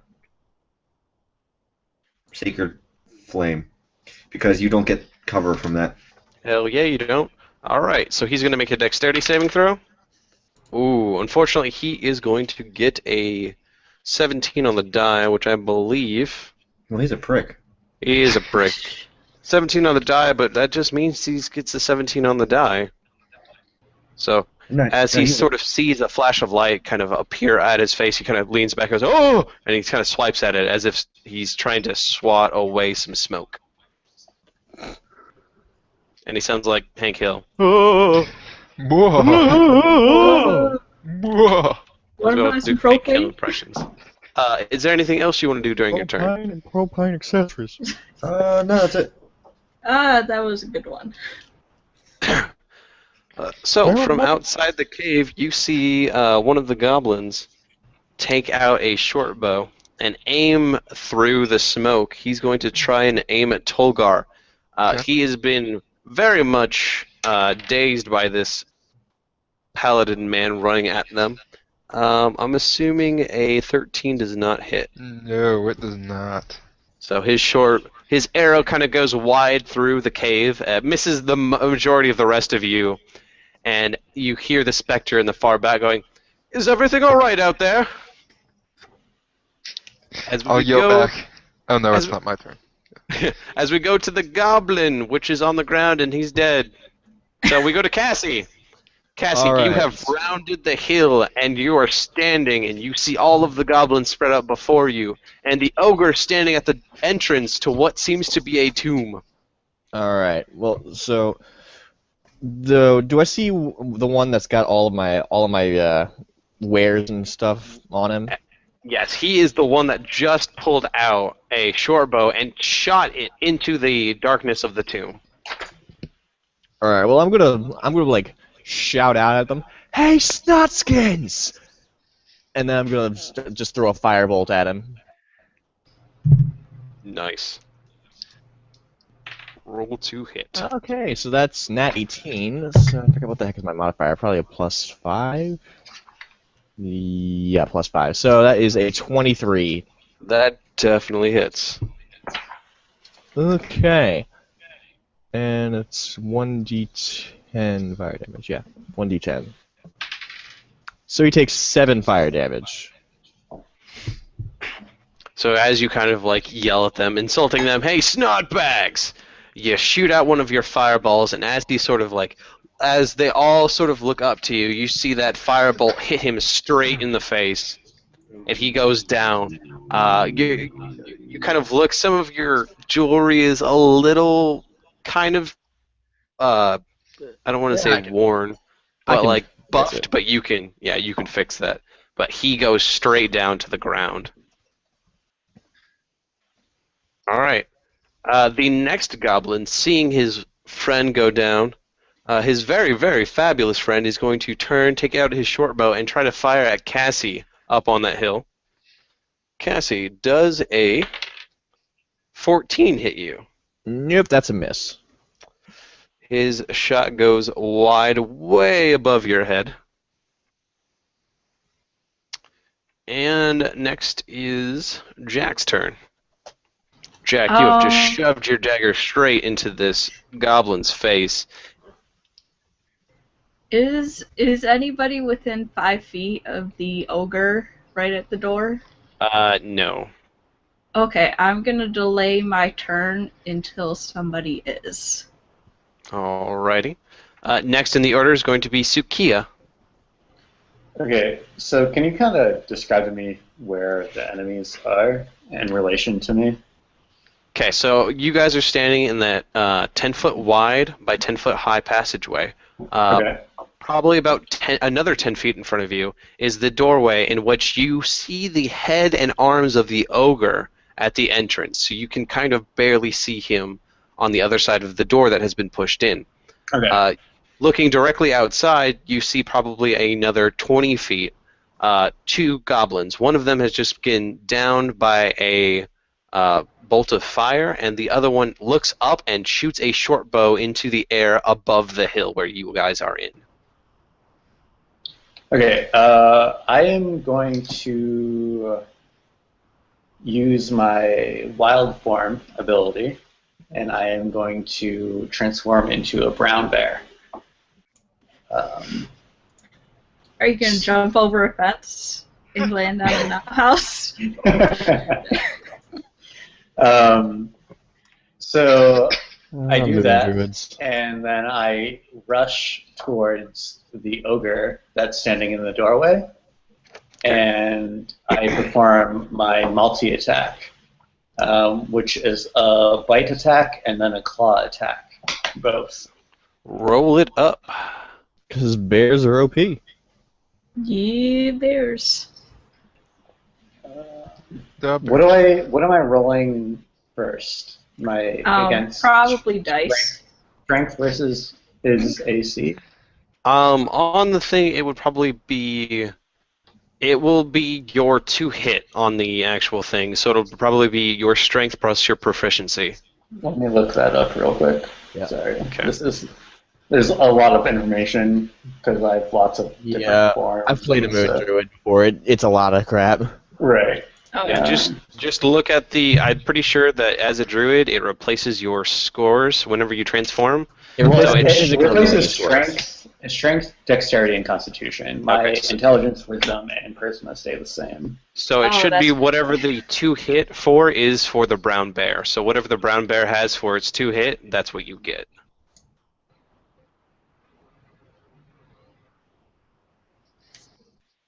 Also, level 20 Circle of the Moon Druids are the single most ridiculous thing in the game.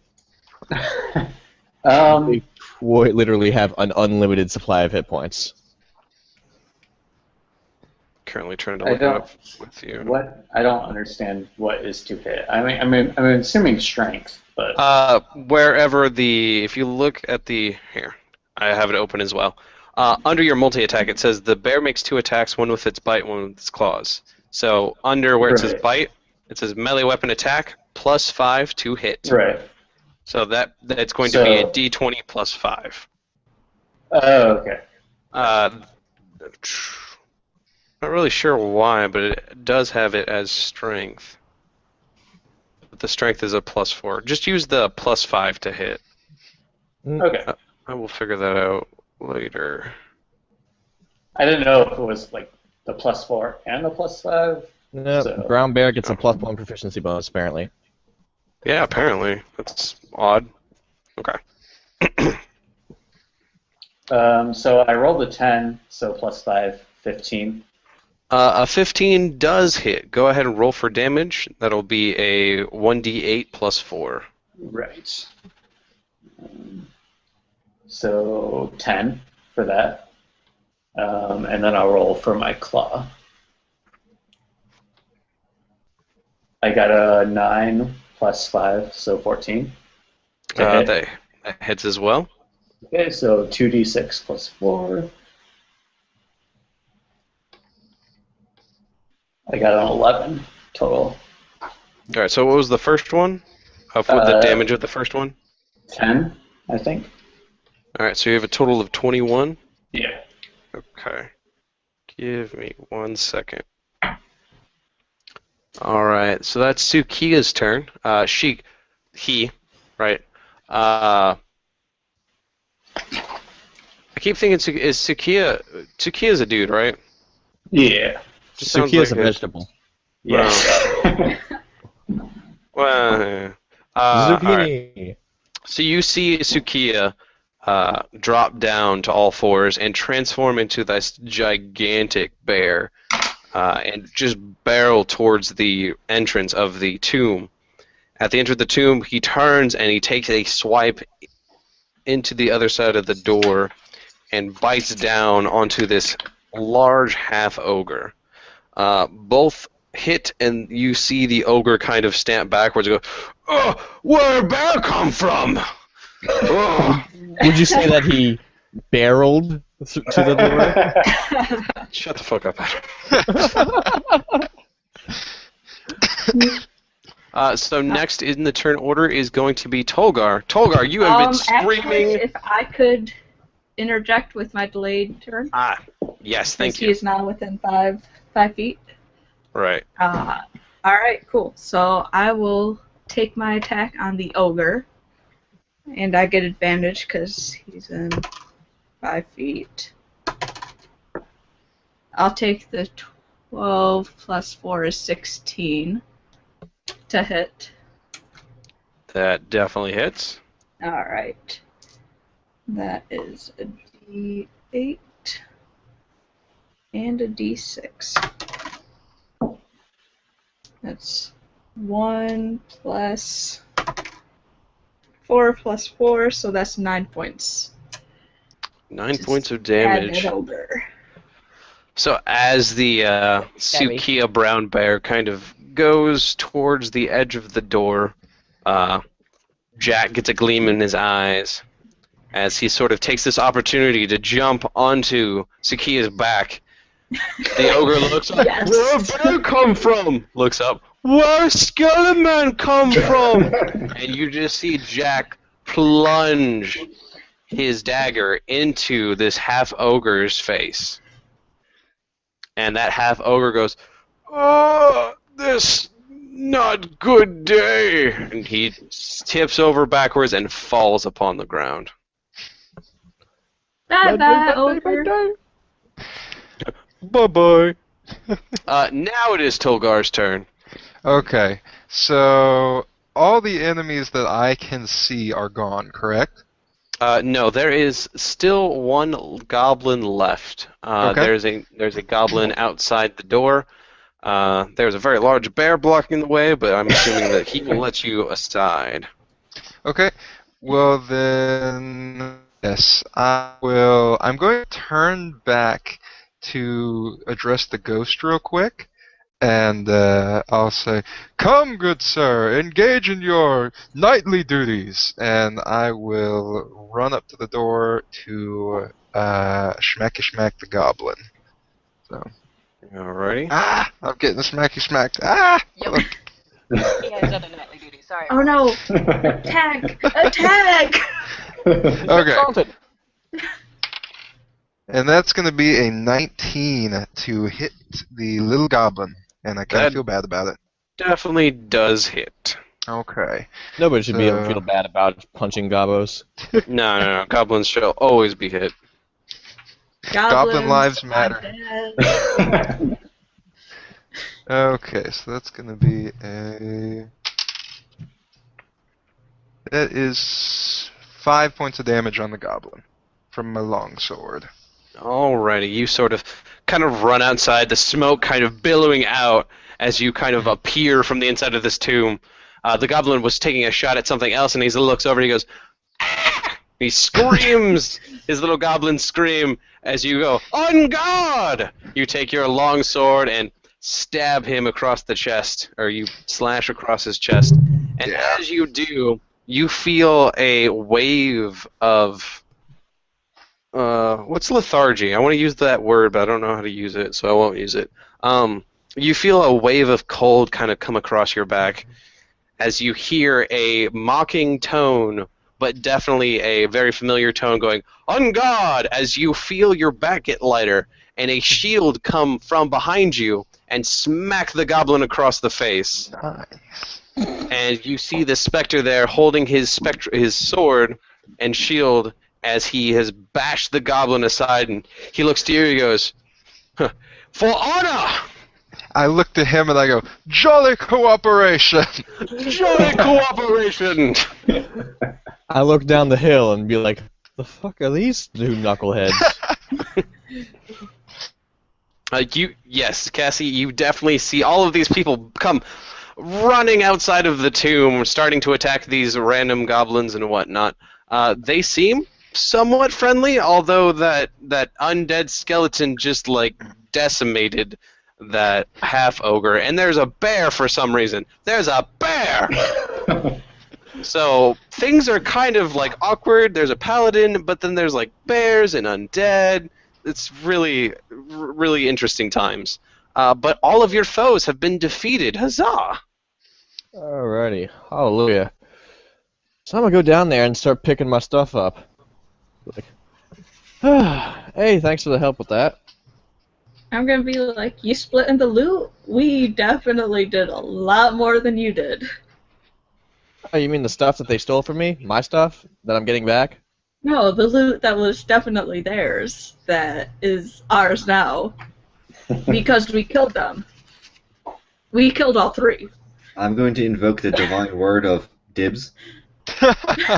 I'm just going to look at you with the most deadpan look on my face. I'm like, I'm taking my stuff back. And then I'm going to go and start taking my stuff back. I'd be backing up Casey right now, but I'm too busy broing out with the night ghost. Wait a minute. What It's kind sort of of ghost like, is this? indubitably! Yes, indeed. Is he like one of those like gaseous looking ghosts? Is it like Harry Potter ghost?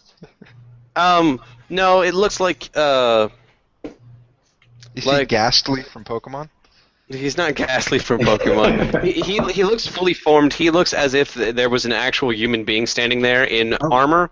Okay, so But- are we talking about like stereotypical boo ghost, like they're like white no, with no. black outline, Not or like are we with talking the about flo- like Star Wars ghost?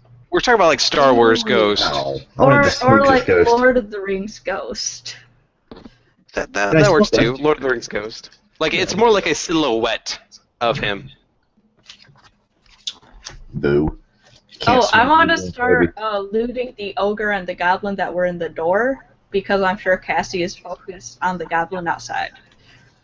Okay. The goblin outside of the door doesn't seem to have much of anything. He does have 7 silver, and record this because I'm not. He has 7 silver and 4 copper pieces. The ogre has a fish on him and 2 copper pieces. I'm surprised he ever has any money. Tsukiya, you are also there, but you are in bear form. Did you want to take the fish? I would throw Tsukiya the fish. I kind of I paw it aside and circle around Jack and kind of bear growl at her. I don't know what noises bears make. No, growl's appropriate. Yeah. Yeah. And then I turn back into my normal form and just kind of eye her suspiciously because she's still a skeleton, and I feel like she's an aberration, and I don't like it because it's unnatural. So you guys want to split this silver and gold, or silver and copper? No? As Okay, you cool. go ahead and any of you that are actually still looking through the bodies, go ahead and roll me an investigation check. There seems to be like a lot of random stuff on them, but you notice a lot of it is either complete junk or like a lot of it is complete junk. But if to decipher between the complete junk and might be useful, go ahead and roll me an investigation between Tsukiya and Jack. I got an 18. Okay, so go ahead, Tsukiya. I got a 19. Ah, fuck you. All right. So, Tsukiya, you bend over and you kind of go over Modrad's body, and you find a very good dagger, like a very, just like a regular dagger on his body, but you also find a letter that says on the outside of it, wealth.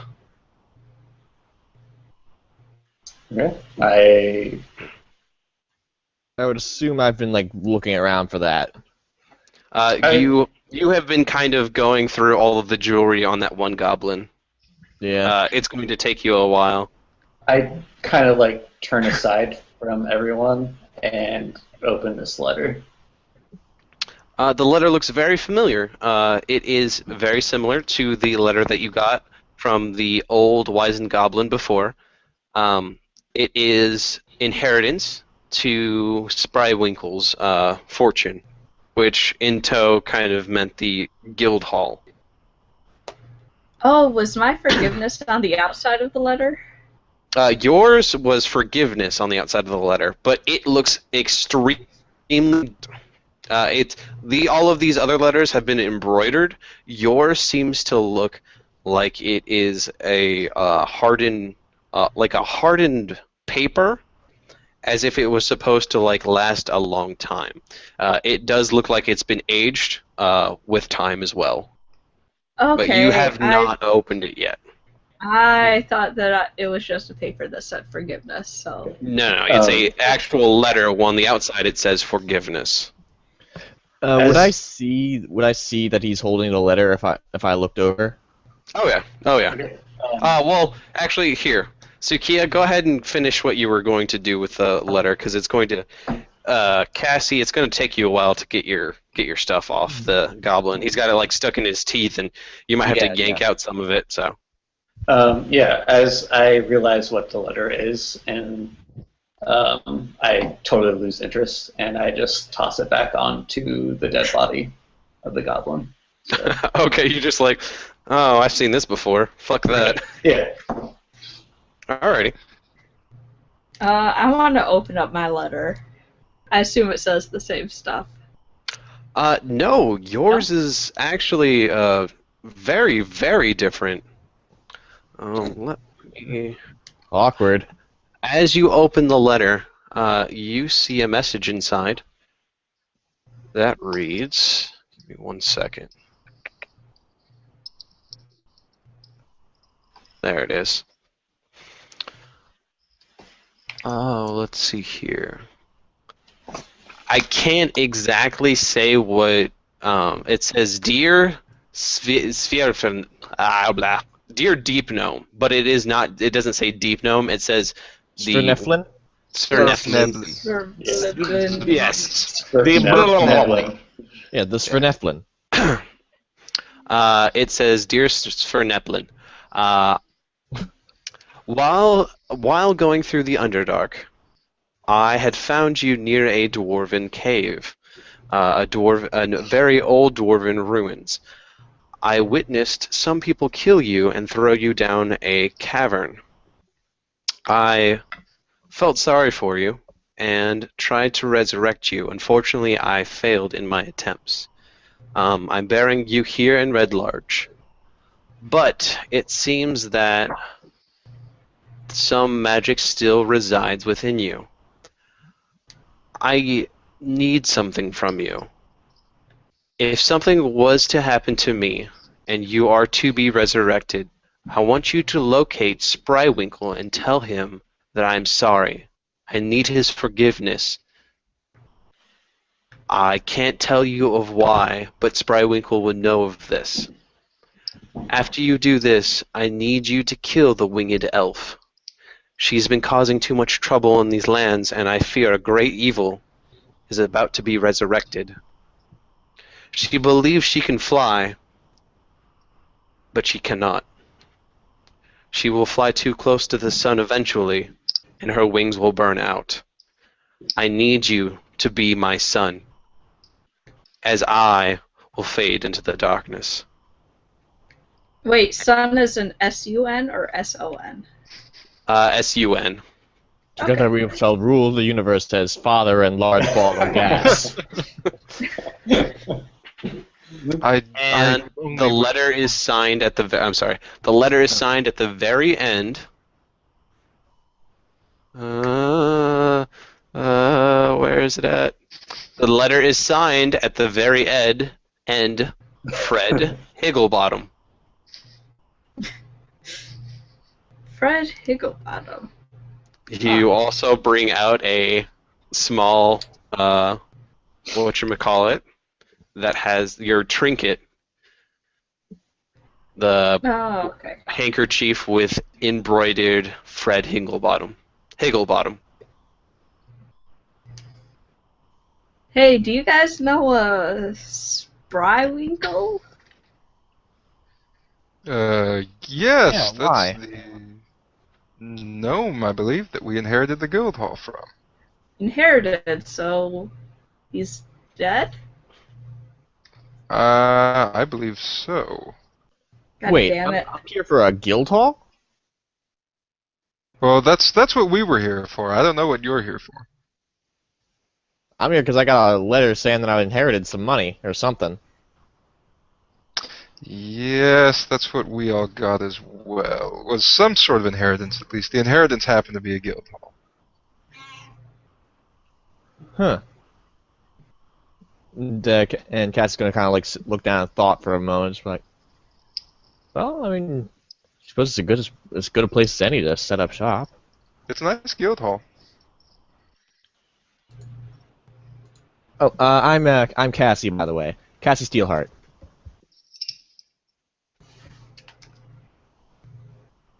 And I'm going to throw you my hand and be like, I'm Jack. Jack Marrow.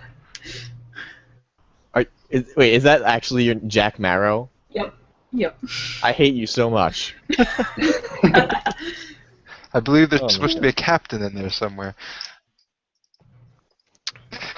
I can just imagine it right now. Just Captain Jack Marrow at your service. I'll come up and shake your hand and with my own still attached hand and say, Tolgar Bellshammer, at your service. Good to meet you. And Jack is a skeleton, right? Yes. I just kind of give all of you like a dirty look and start walking back towards town. Yeah, I'm gonna do that thing where it's just like you obviously have a question. It's really stupid, like you're about to ask you, but then you're like,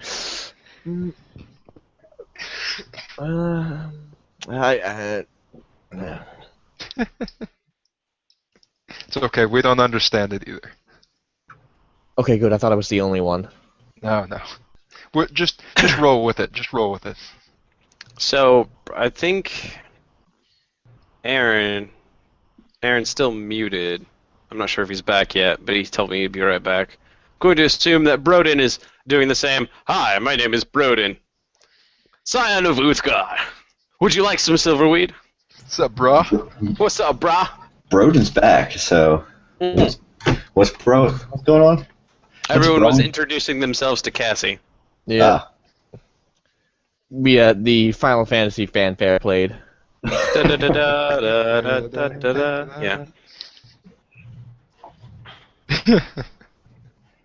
Yeah. Alrighty. So, Tsukiya, as you kind of start walking back down the road, alright, I've got my wrong book. Tsukiya starts walking back down the road towards the town of Red Larch. It has gotten very late at this point, and Bros, are we getting paid for that dog? 'Cause we gotta get a. Drinks aren't free. I mean, Actually, they I had an arrangement with the innkeeper. I don't really care about the rest of you.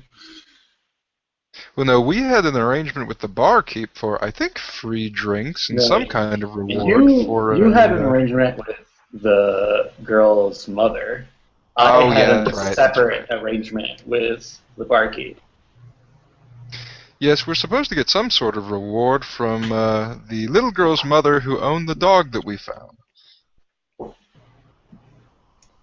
Well, Oh, okay. I don't fucking care. well, I got a house to deliver, and we got a lady bro that's gotta owe us some money. Alright, well then let's go on. Jack, I don't know how we're going to explain your situation to the townsfolk, but stick with me and I'll try and talk our way through this. My situation? What situation? Well, I got an idea. You're undead, Jack. I'm sorry.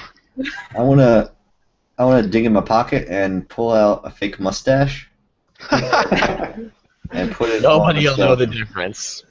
I want to make it known, Tolgar has a big handlebar mustache, so it's just we are the dynamic duo now. So now you got a It fake should be mustache. so natural. Perfect. so It's not for comedic purposes, let's go ahead and have you roll a disguise kit check. Do you have proficiency in disguise kit? Me? Yes, you. You're the No. one that pulled out the. You were the one that pulled out the mustache. Okay. But it's Jack that's putting it on, right? Right, but he still has to have either disguise kit or like proficiency in it if he's going to put it on. Right. Next level I have proficiency in it. Okay. Go No, ahead and okay. roll me a d20 then, just for the heck of it. Me or Aaron? Ahren, Brodin, go Okay. ahead and roll me a disguise kit. Perfect. Alright. I'm gonna make a fake mustache out of the ogre's underwear. His butt hair. Alright, do I get modifiers? Do That'd be you the get stankiest mustache I've ever seen. you get modifiers that only I know. Just go ahead and give me what you've rolled 15 straight. is what I rolled. You rolled a 15. Okay. Interesting. That's a number. It is a number. You know, let's see here, Brodin. The job that you're coming into town for is that you need to talk to. I had it, but now I can't find it again. You need to talk to a half-orc named Ironhead.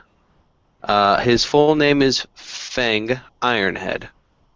He has contacted you because he feels as though he needs Uthgar's guidance in order to solve a problem that he's been having.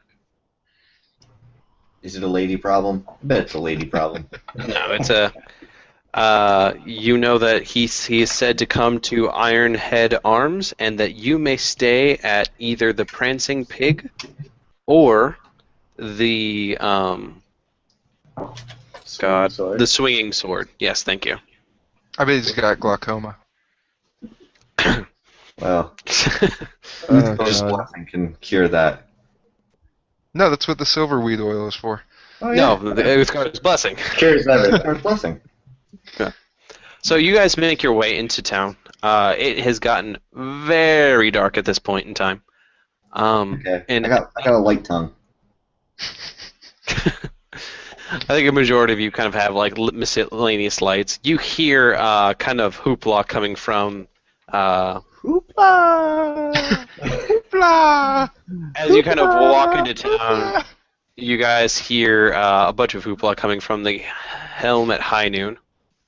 which is a more of a local bar. The Helmet High Sun, which is more of a local bar. For those of you that actually have the thing open, you guys are coming in from the north, and the Helmet High Sun. Roll 20. Oh, Okay. I didn't know that. Oh, you didn't link that, Hey, so look at that. I don't have that. No. You guys are probably in the beta version. Go to the top right, click on the 3 dots, go to the original version of Google Hangouts, and it should be on the left-hand side for the roll 20.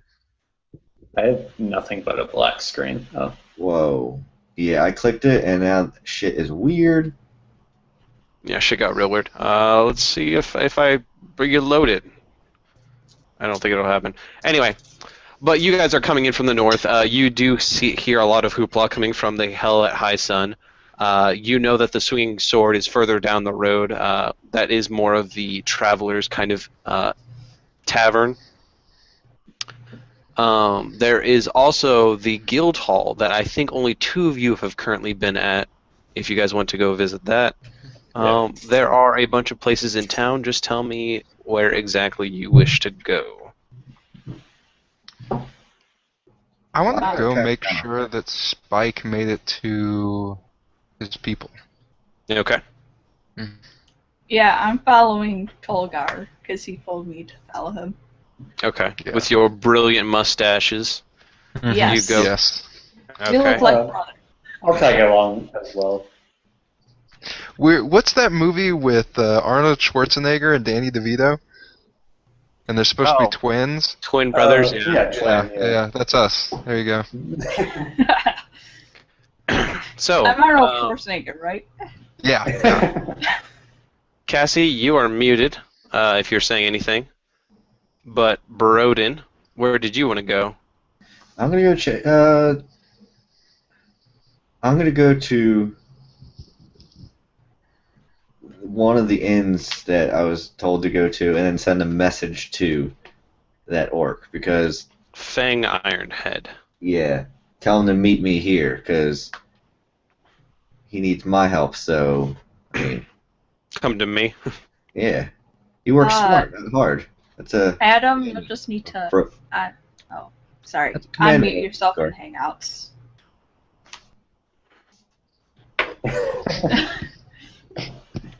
Trying so hard.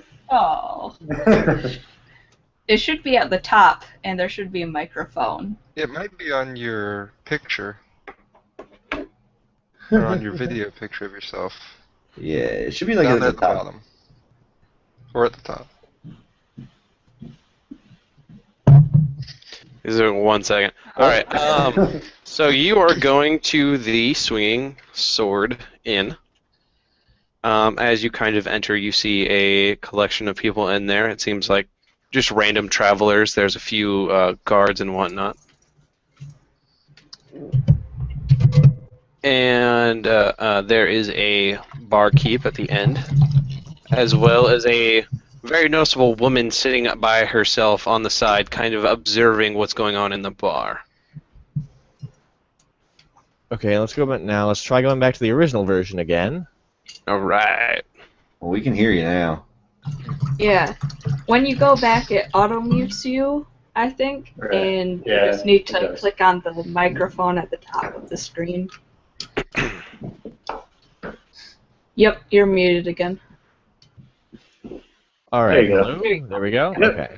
Hello. Now let's see if Roll20 will load and not make everything go into a black screen.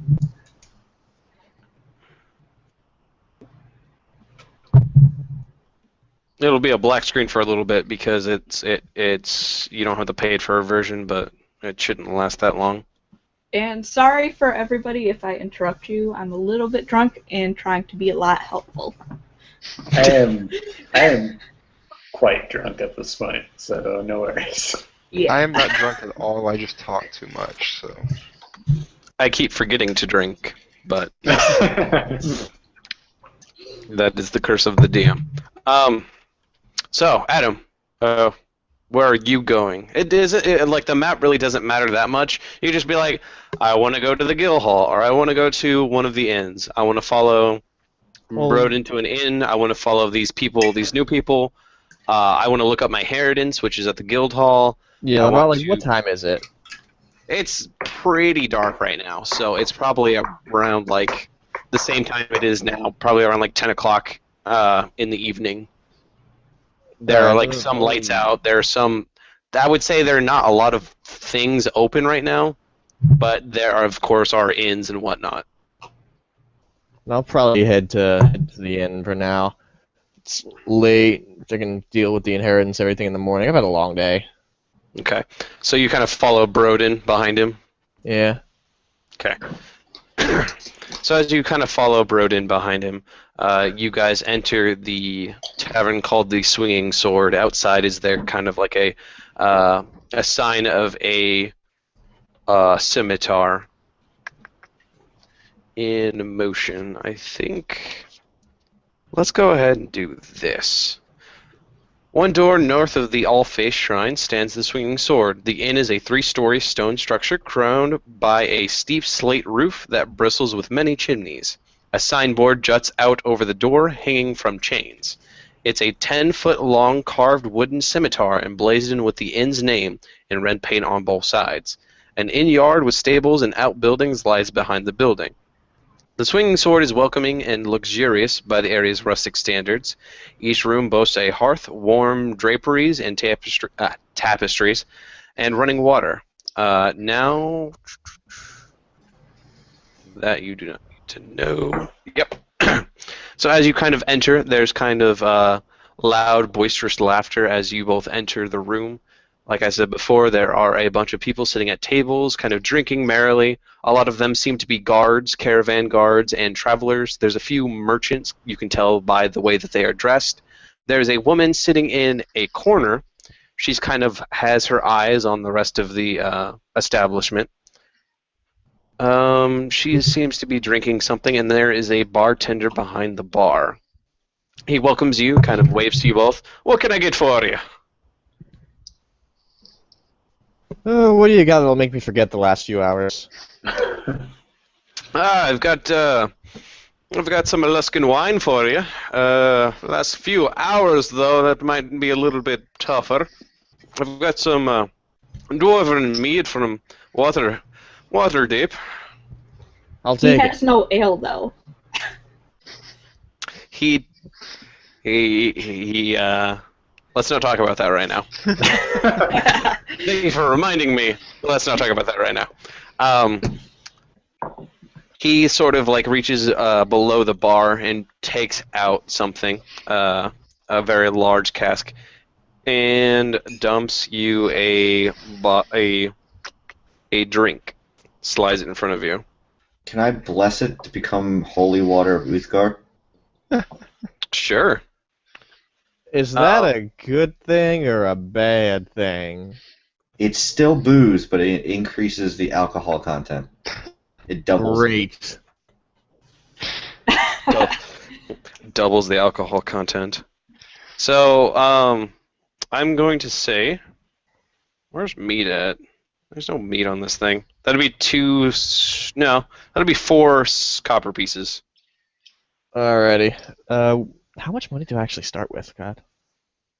Depends on your background. Guild Artisan. I think you start with 15, so. Alright. Probably something like that. Yeah, go ahead and keep track of that money, because if we... Yeah. He looks over to Brodin and goes, what can I get you for? What can I get for you? Oh, and is it 10 silver to a gold, 10 copper to a silver, or is it 100 silver to a gold? It's the 10. It's the 10, okay, 10, 10. Great.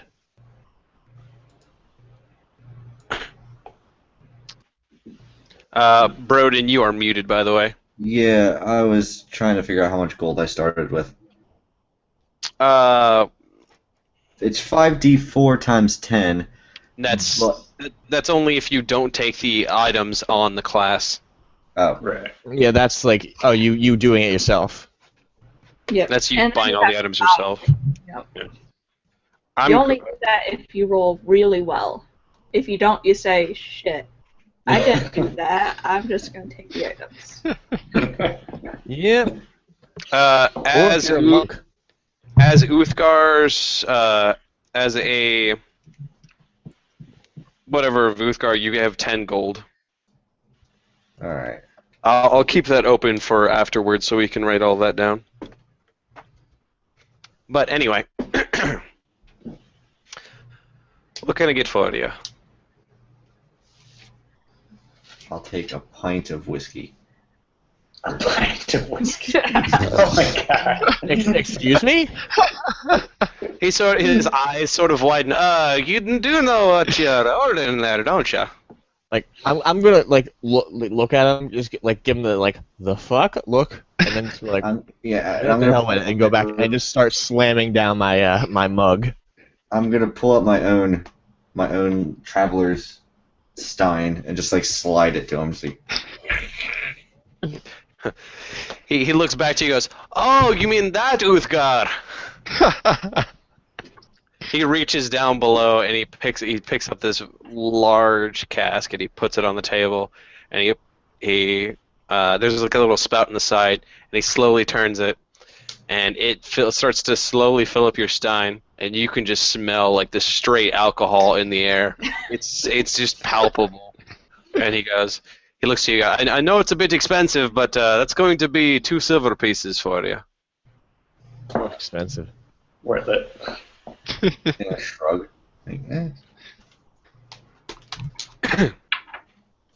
That's some delicious rubbing alcohol. Yes, very much so. What do I have to roll? What do I have to roll to drink it all at once?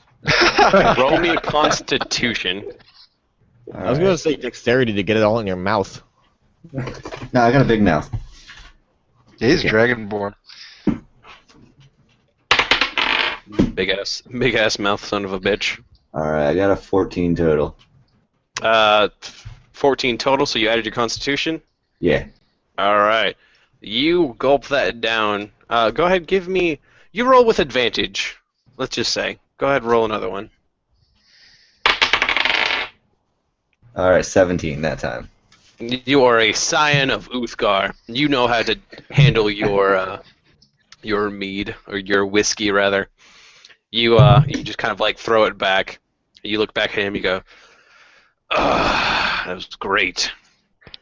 Can I just say what I'm imagining here is the game Hungry Hungry Hippos? His mouth just kind of cranks back like that, and it just, yeah. Dumps it all in there. Yeah. Kind of gurgles it a little bit. Oh god. Yeah. So and then I'll ask him, hey, you ever heard of a bro named Iron Face? Head, body. He looks back to you. Toes. Do you mean Iron Head? Looking Do for you mean a Yeah. He would probably be over at the Helmet High Sun. It's the local kind of tavern. Usually we get the out-of-town business while they get the locals. Alright, so what I need is I'll give him 10 silver. I need one of your boys to go get him and bring him here. He kind of looks down at the 10 silver. He goes, "Oh, okay. We'll do that right away." Hey, Jerry. You see a kind of skinny-looking 17-year-old kind of come up from the back. He's sort of washing a bunch of cups. He goes, "What, man? It's been a long day." He looks back. He's like, "You shut up. I hired you from your mother, and you better be good, or else I will turn you into the constable. You've already been in trouble once today." He goes, "Really, man? All right, yeah, fine, whatever." Man, why you gotta be such a stick in the mud? Is it also possible? Is it possible to pay with hash coins instead of gold? Is that is that Bitcoin or Dogecoin or something? No. I was hoping it was coins compressed, made of hash. made of weed. Okay. Yeah, Like it's the chocolate green. coins, except It's for silver reed oil compressed it to look like a coin. I mean, you may be able to convince him, but So he kind of hollers over at Jerry. Jerry, go over and get Ironhead over at the Helms at High Sun. Just tell them that tell them I sent you. And here's something for your troubles. And he's gonna hand Jerry like 5 copper pieces. And he goes, all right, I'll be right back. And you see Jerry go to the end of the bar and leave. Now, we go over to the rest of the group as they head to the name in which I cannot pronounce, which sucks. Where did you? No, not that. I can't pronounce that either. But Sprywinkle? Yeah. No, the chick's name. Yeah. the chick's name, yeah. You guys head over to Mandiver's Poultry with Minthra. As you kind of go towards the building, you notice there's a closed sign. However, you notice there's a light on in the back. Okay, I'll walk around to the back door. And is there a back door? If you kind of go around the building, you see that in the very back, yes, there is a door. I gotta restart my Hangouts and shit. My computer's trying to self-destruct. I'll be back in a minute. Okay, don't die. Yeah, good luck. I'll try. I'll go around to the back door and I will politely knock on the back door. You, as you kind of approach, I'm guessing all of you kind of go at the same time. As you approach, you kind of hear like this very repetitive chopping motion. You know that she is a poultry specialist. I don't know what the hell they're called. Butcher, sort of. And as you kind of knock on the door, you hear it stop. Cleaver kind of gets laid down, and she opens up the door. Minnie, let's call her nickname, Old Minnie, is a very kind old daughter, but she seems very sharp as she opens the door. She goes, "What? Oh, you're back. Did you find anything else? Did you get Spike?" Well, we sent Spike back here. There was a little bit of an issue with some goblins. We found out what he was down there barking at. There's an old spirit of a knight who's guarding the tomb of, I guess, some master of his down there. We met with him, spoke to him a bit, and he has assured us that he won't harm any of the children. He just doesn't want any goblin or nasty things stealing from his master. So as long as we keep the children from going into the tomb, they shouldn't have any problems. And I don't think he would hurt them anyway. He seems like a fine, I guess, specter. And we did find Spike, our druid companion here, and I'll motion to Tsukiya. And he sent him your way, and we were seeing if he made it back. Oh, he's probably at the house with Pell. Did you say there was an old knight down there? Yes, there's some old knight down there. Well, Yeah, some creepy undead dude. She looks down at you, and she goes, "You weren't with them before. Are you okay, dear? You look rather pale." Oh, don't worry. I was just moonbathing at the graveyard. Oh, were you with the day? Does he need some food down there? It's probably got to get really lonely. Well, from what I understand, he's dead. He's a ghost. Oh my! You're saying there is actually a ghost down there? But it's okay. He's not the one disturbing the children. Yeah, he's just protecting his master. Like, if the children don't go too far in, they won't have any problem. He said he wouldn't hurt the children. I asked him, don't worry. Okay. Well, I thank you all very much. We don't have much. I said I would pay you 10 gold before, but if you go check with the inn, I bet the bartender there would be obliged, because he's got children of his own. But but here's 15 gold for you all. You can split it amongst yourselves. Thank you so very much. And she's going to kind of go over to Tsukiya, grab his hands. She's going to look up into his eyes. Thank you so very much for rescuing our poor little Spike. I know Pell would have been heartbroken without him. I just pull back and just give her a nod. Like, she looks kind of surprised, but then as you kind of like give the nod, she's like she also nods back to you. I'm not sure if this is just an old woman's worrying or not, but I've been also having some other troubles of my own. It's hopefully it's not ghost, but I've been seeing some people walk around with masks on at night. I usually don't stay this late in the shop, but I've had to get most of this done and put it in the freezer. But there should be. I came out one night not too long ago, and there were some hooded figures wandering around with masks on. Very stone-like faces. They were headed up north. I'm not sure if this is something you can look at as well, but I would be much appreciated if you could check it out. You've already helped so much with Spike and Pell. I'm gonna go. Do you think they could be undead? Well, after what you've told me about tonight, ghosts and undead and whatnot, I would believe anything now.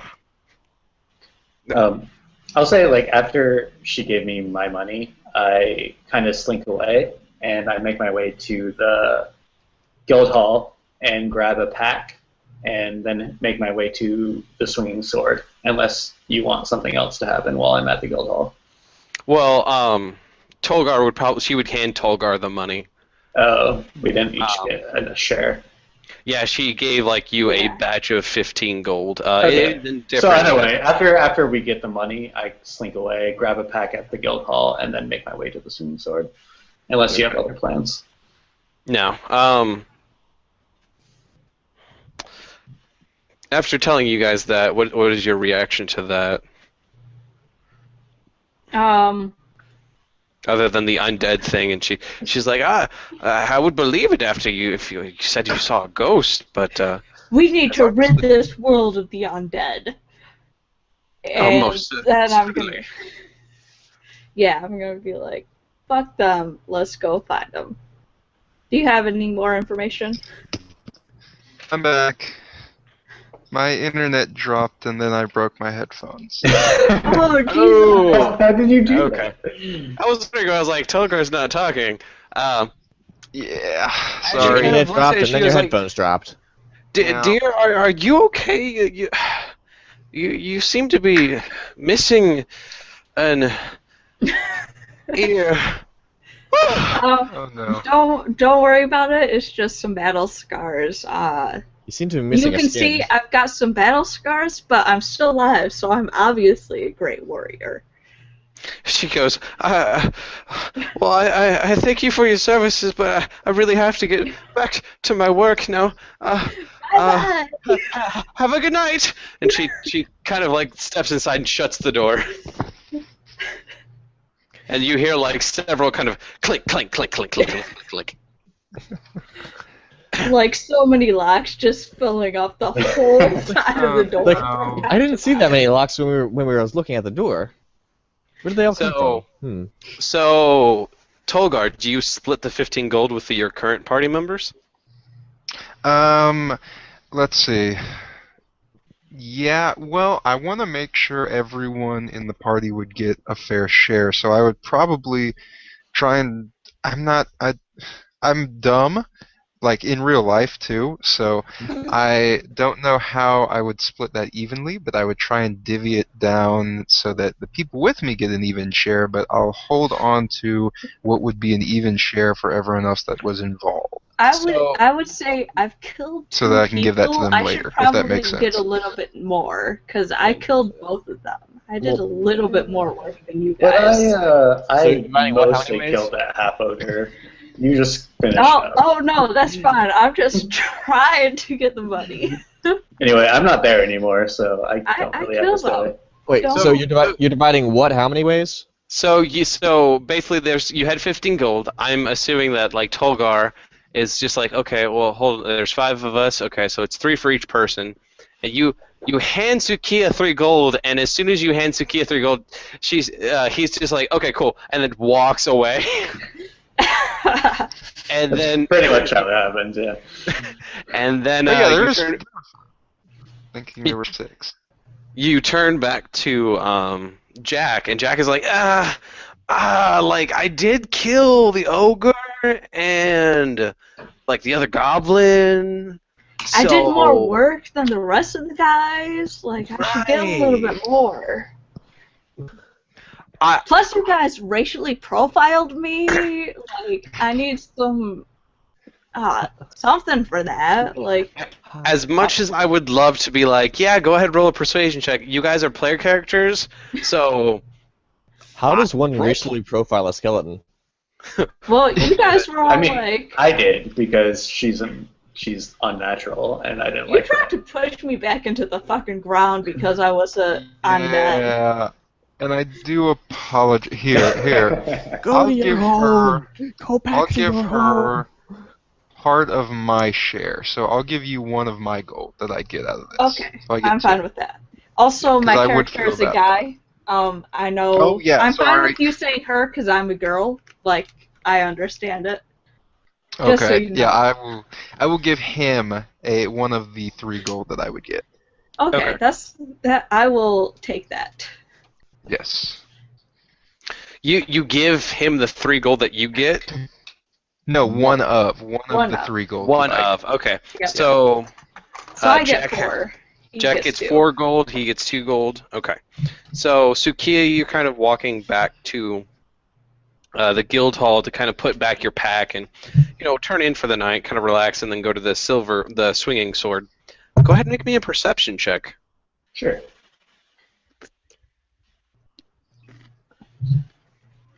I got a 15. Alright. So, as you're kind of like walking up the long road back towards your guild hall, you kind of see in the distance a group of figures kind of roaming across the long road towards what looks like to be what is it called? Building. It looks like they're going towards a building further down the road. They're all wearing black, and you cannot see their faces. Death Eaters. Dementors. I mean, in real life, I want to follow them. I'm trying to decide if my character would actually want to figure out what they are. Were you there for the hooded figures part of the conversation? Yeah, it was. Okay. Okay.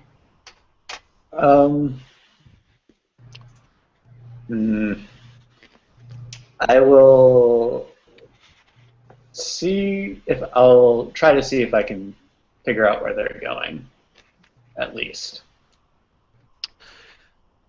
So in order to figure out kind of where they were going, you have to continue down the long road. If you want to figure out where they're going, you have to go past the guild hall and past the swinging sword to figure out where they're going. Do you want to do that, or do you not want to take that detour? I will follow them for a short amount of time, and you can decide if that will be enough to figure out if that will give me any information or not. Okay. So you follow them for a short while. You kind of walk up the road past your guild hall, past the swinging sword. They make it to the other side of the road, and they don't seem to be going inside of a building, but rather behind one of the buildings. I'm back. They- I'm sorry, Again. we're having weather problems. It's okay. Don't worry about it. That's alright. As long as you don't break your headphones again. Yeah. Well, I don't think that that's really too possible. Yeah. Yeah, I kind of see what you're going on with now. We're probably going to end in just a second. So as you kind of see them go past a building, you see them go behind a building. They don't go inside of it, and you look and you see the quarry is over that direction. And at that point, you're like, they're in the quarry. There's no way out of the quarry, so they're just going to be in there. You turn back around and head towards the guild hall. Okay. And as you kind of turn back around, you see your two other companions, Jack and Tolgar, coming from the poultry shop, kind of almost immediately behind you. You did see him God, it is really getting late. You see Tsukiya kind of go down the road a little bit past the guild hall and then turn around and come back. And he comes back to you guys as you guys kind of enter the guild hall. Nah, whatever. I'm gonna be Actually, hey guys, Right. can I stay here? I mean, I didn't inherit any of this, but I need a place to stay. I don't really give a fuck. sure. Yes. We can't just turn you out on the street now. Oh yeah, And- definitely not. Yeah. Can I roll like a perception or something? I want to see if I see Jerry as he's like going to go. Would that like be possible? Well, But- here's the thing.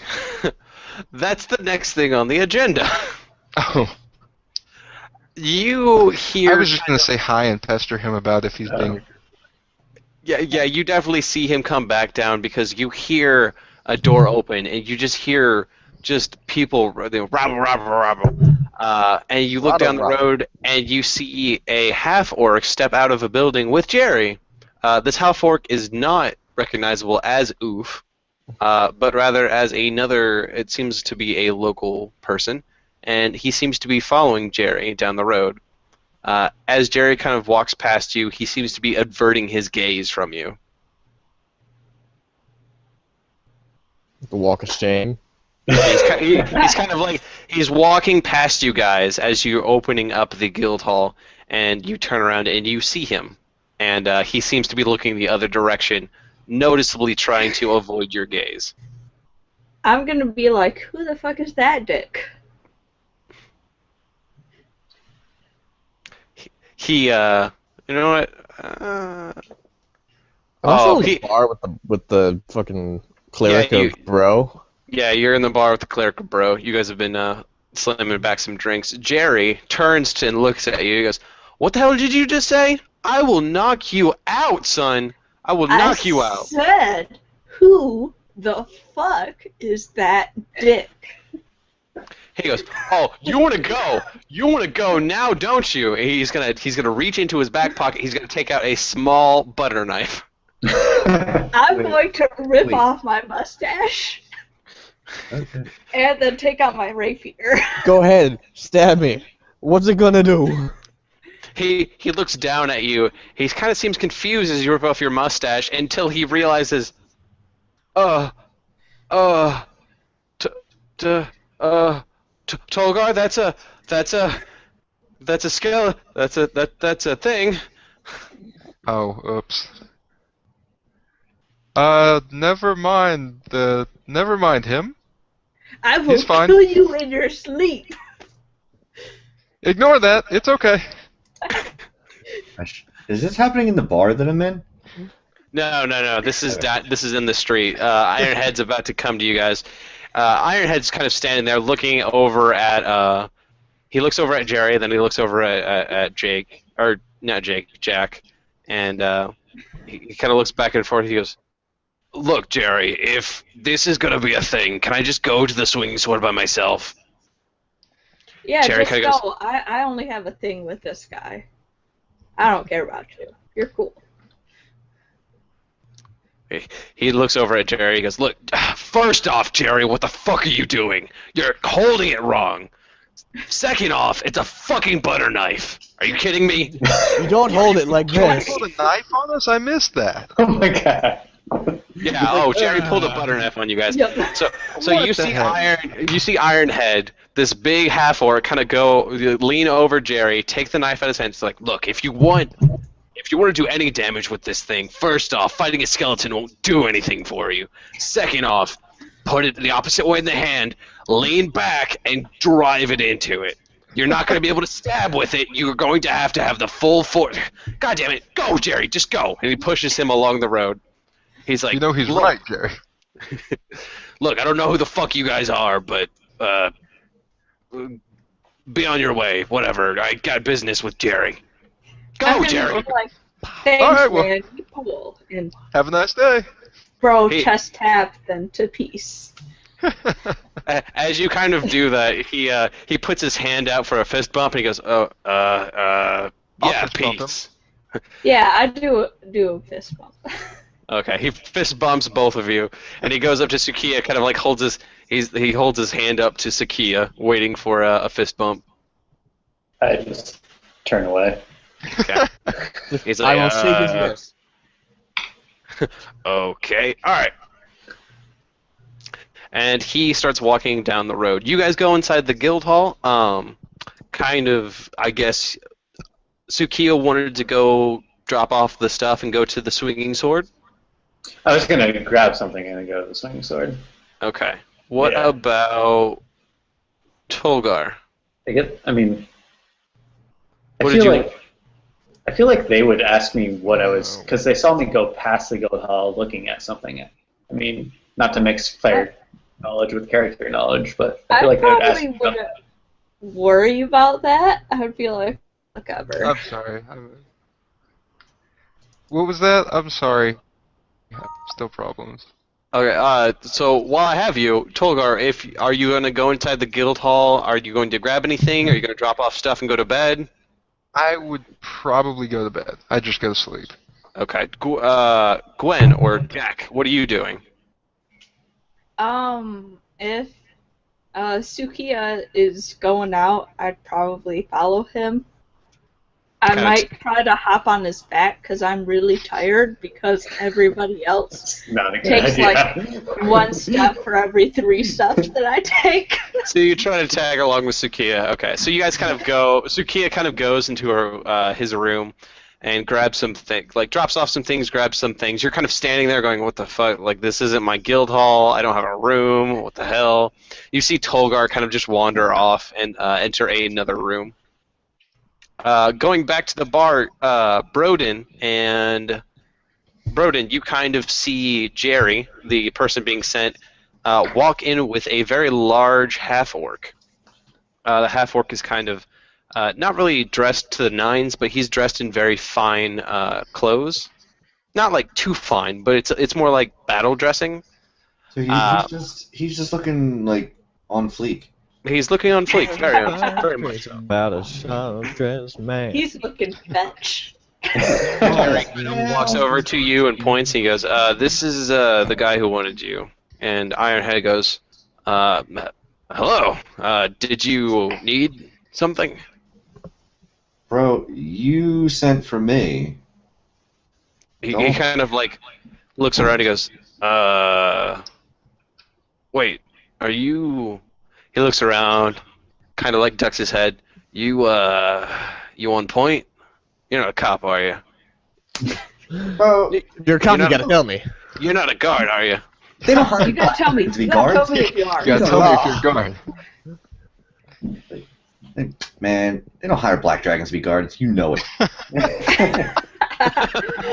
I'm as hood as they come.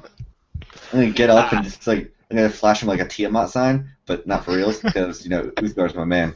But just so he knows I'm hood. He's like, alright, daps. And he like puts his hand out to you. He's like, alright, man, I've got some, I got some business here if you want to take care of it. Look, I'm not the scared sort, but there's been some weird shit going on. And there was talk of a plague not too long ago.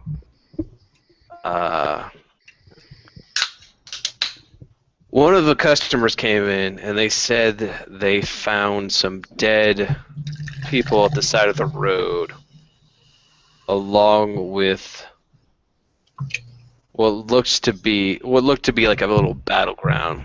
Clearly, someone died there, and I don't want to go towards it because the fucking plague is out there. If you can go check it out for me, that would be the best. But I also wanted to tell you this, that I've got, after you deal with that, I've got some other issues that I need to deal with, if you know what I'm saying. If you come back to town, I can pay you, I can reward you for what you did. I just need you to go check it out. Yeah, if you're a cleric, like, you can't be poisoned or the plague can't hurt you, right? Like, that's the thing. Uthgar's got your back. Uthgar only makes it so I can't get STDs. You know that, right, bro? Oh, what the fuck are you? Oh, shit. Got the wrong god. Which Are these ghosts like sexy ghosts? Yeah, I can get you some like ghost hose, but I can't. No, I'm not talking. No, I'm not talking about the dead bodies. Bro. Like, and you're coming like you're killing the vibe here. No, I need something afterwards. I've got some other issues, but I don't want to talk with it. I don't want to talk about it now. Listen. I'll go find your ghosts, and they'll meet you in the bathroom. No, man, no. There's no ghosts. Okay, there's a hole in the side of the wall. Yeah. Just stick it right in there. You gotta get the access. No, man, no. Listen. There was a customer that came in. He's like, hey, I need to buy a long sword. I need to buy some leathers, because I just saw some people get hit outside of town. And I was like, damn, that's really harsh. He's like, yeah, I found it over by Lance Rock. And I was like, ugh, I don't want to go out there. They talked about a plague. And he goes, shit, a plague? I go, yeah. And after a while we got talking, I'm like, I don't want to deal with the plague. That's clerics. I've got a problem to deal with already. Maybe I can get a cleric to come out here and help me with this problem. Help me with that, and then I pay you for that. And then I got another problem to deal with, but that's personal. I don't want to talk about that here. You know what I'm saying? Alright. I'm gonna slip him some extends for his personal problem. He's like, dude, come on.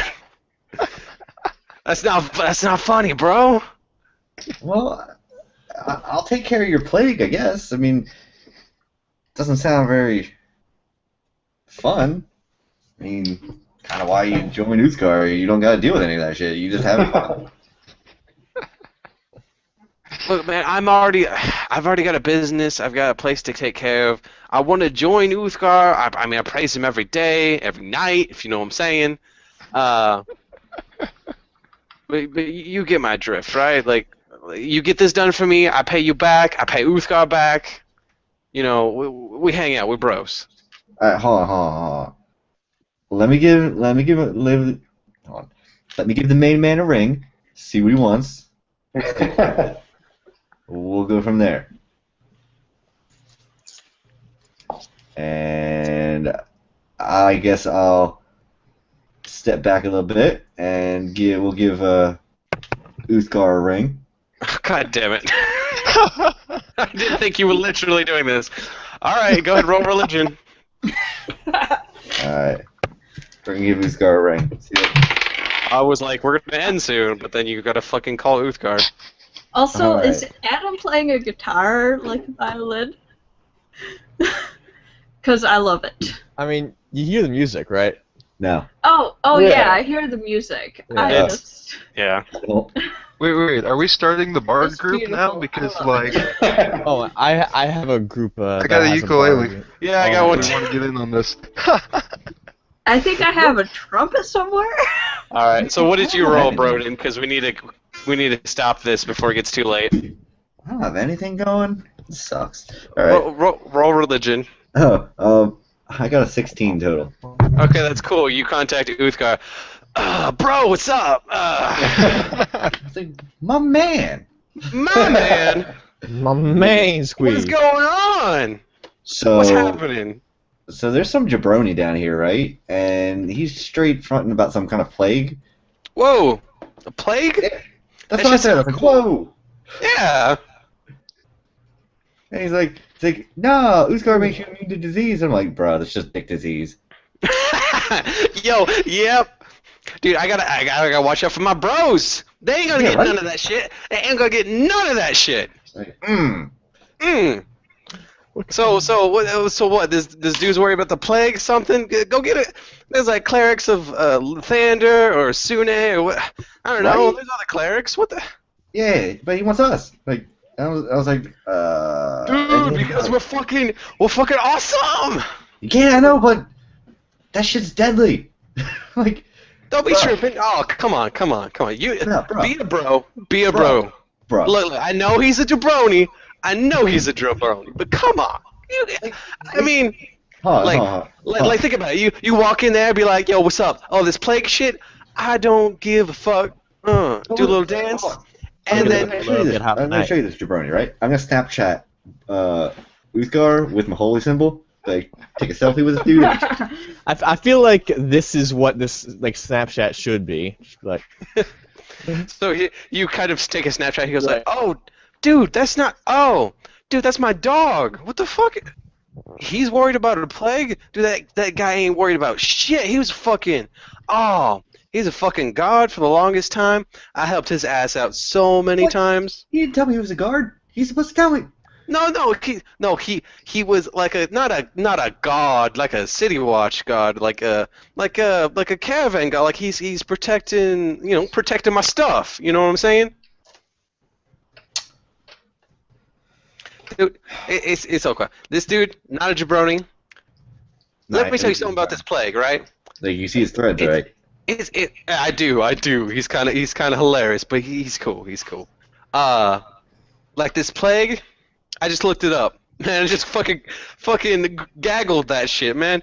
Look, You got a there ain't wiki no link? plague. There ain't no fucking plague. Go check that shit out.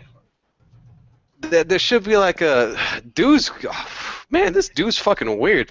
He's got like some human skin wrapping paper, some shit. Go check it out. Come back. Go talk to this jabroni. But he gonna be like, yeah, all right, cool. I'll pay you, and he'll give you some shit if you want some like daggers and crap. He's really good. But I gotta go. You got something else for me? Cause I got some bitches. They're gonna need to be slapped here pretty soon, cause they be crazy. So that girl in the corner, like, you can see her, right? Mhm. Like, you all around here, right? Oh, that bitch is crazy too, but she's cool. What's her deal? She's all looking at shit. Oh, she's looking out for some peoples, if you know what I mean. Dude. She owns this bar, man. She's like, she don't want you fucking shit up. You coming in here looking like you are, looking black onyx motherfucking dragon. Like, she's like, man, don't you fuck my shit up. This is my territory. You know what I'm saying? I like her. what's going on right now? I have no idea. Me. The most Just a wonderful man and his god conversation. talking. What's up, bro? Bro, like, we got a group call going on with this prayer? Like, what the fuck's going on here? What the fuck? Don't you fucking put me in a group call without telling me. Look, Bro, next time you you want to don't- talk to me, you talk to me. You don't talk to anybody else, alright? I'm gonna go. I got some crazy bitches that need to be slapped. Alright? You deal with the plague. Alright? It's not plague, but go deal with that shit. It's down the road. You gonna Alright, fix come it? on. Dude, you gonna fix it if I get fucked up? Yeah, I'll fix it if you get fucked up, man. I always got your back. Always got your back. Alright? Uthgar, out! Peace. For the ooth. For the ooth. Can I just say, Uthgar is like the easiest contact I have ever heard of. Yep. He's my boy. I'm just confused. Only Not just- Dragonborn can contact Uthgar that well. Yes. I have the direct line. Yeah. I went back to the D20. It's like, hey, you want some sexy hoes, bro? Yeah, man, hook me up, bro. It's like, come on. God damn it. God, Alright. I love Uthgar. He's the best deity. So you still have Cassia. You still have Cassie. Cassie. in the bar with you. What's the game plan? Have the rest of us arrived yet, or no? No, you're on your way. I kind of want to figure this out before you guys walk into the bar. I'll tell So- him, look. So I how always- much of that, if any, did I get? No, you only heard my side. Yeah, you only heard his side. So I'm just sitting there looking at you like a fucking crazy person. Just like, What the fuck? There's a lot of people looking over like he's a crazy person right now. Yeah. So I was like, look, I'm I gotta wait for my boys. I'm just gonna turn back to the bartender. I was like, "Can I get another?" You don't need another. Yeah. So I'll just tell him, like, look, gotta wait for my boys, and then we'll fix it. Maybe if I drink more, this will start making sense. It makes sense. Just That always works. Drinking makes everything make sense. Yeah. Alright, well. We'll fix it, but we gotta wait for Erwan to get here. You got Yeah, the rest of your crew. That's probably for the best if you guys get sick or something, or get jumped, because there's a lot of bandits in the area. Jerry's just fucking. Jerry joined a bandit crew just the other day, but thankfully someone took him back into old one-eyed Tina. But Jerry's fucking for Jerry's fucking stupid. I like making stupid characters. At this point, Tsukiya and Jack walk in the door of the swinging sword.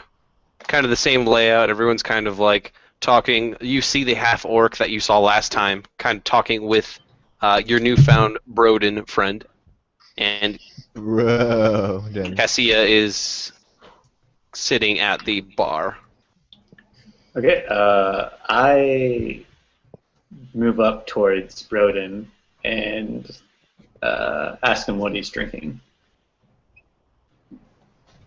Well, nothing, because it's empty. Well, what can I get for you? Just slide the whole thing towards him. It's like, just fill it up. Because we got some plague doctor shit going on, and it's crazy as fuck. I'm gonna be at the bar and I'm gonna be like 2 pints of whiskey. Yeah, boy. What? Yeah, one for him and one for me. I'm going to pointedly look at your stomach to as if like What stomach? exactly. No, it's all going on the floor. All of it. So the bartender kind of goes over. Oh shit. Yeah. So the bartender kind of goes over. He's like, "What do you have, guys? What did you look? Are you trying to weekend at Bernie's me? What the fuck is going on? What's it with this skeleton?" What the fuck? Don't Are you worry about real? the skeleton. Just Are you get some real? whiskey for me and my Dragonborn friend, and we'll be good. Do you even What? have a tongue? Do I have to go to the back? Do I have to go to the back to get served because I'm a fucking skeleton? No, I'm sorry. We don't get skeletons in here often, like especially ones that can talk, and try not to bite my face off. Like, all right, I'm cool. not biting But you your do fucking get skeletons face in off. here that do try You to want bite your to face. fight? Oh yeah, fucking skeletons. They come in here, try to bite my face off. No, but he pulls over the whiskey bottle and he puts it underneath. He fills it up and he slides one to Brodin. Fills it up again. And he slides one to He slides the other one to Jack. And he looks I'm gonna ask for an extra glass. He grabs another glass from underneath the bar and he slides it over to you. Go up to Tsukiya. What do you be having?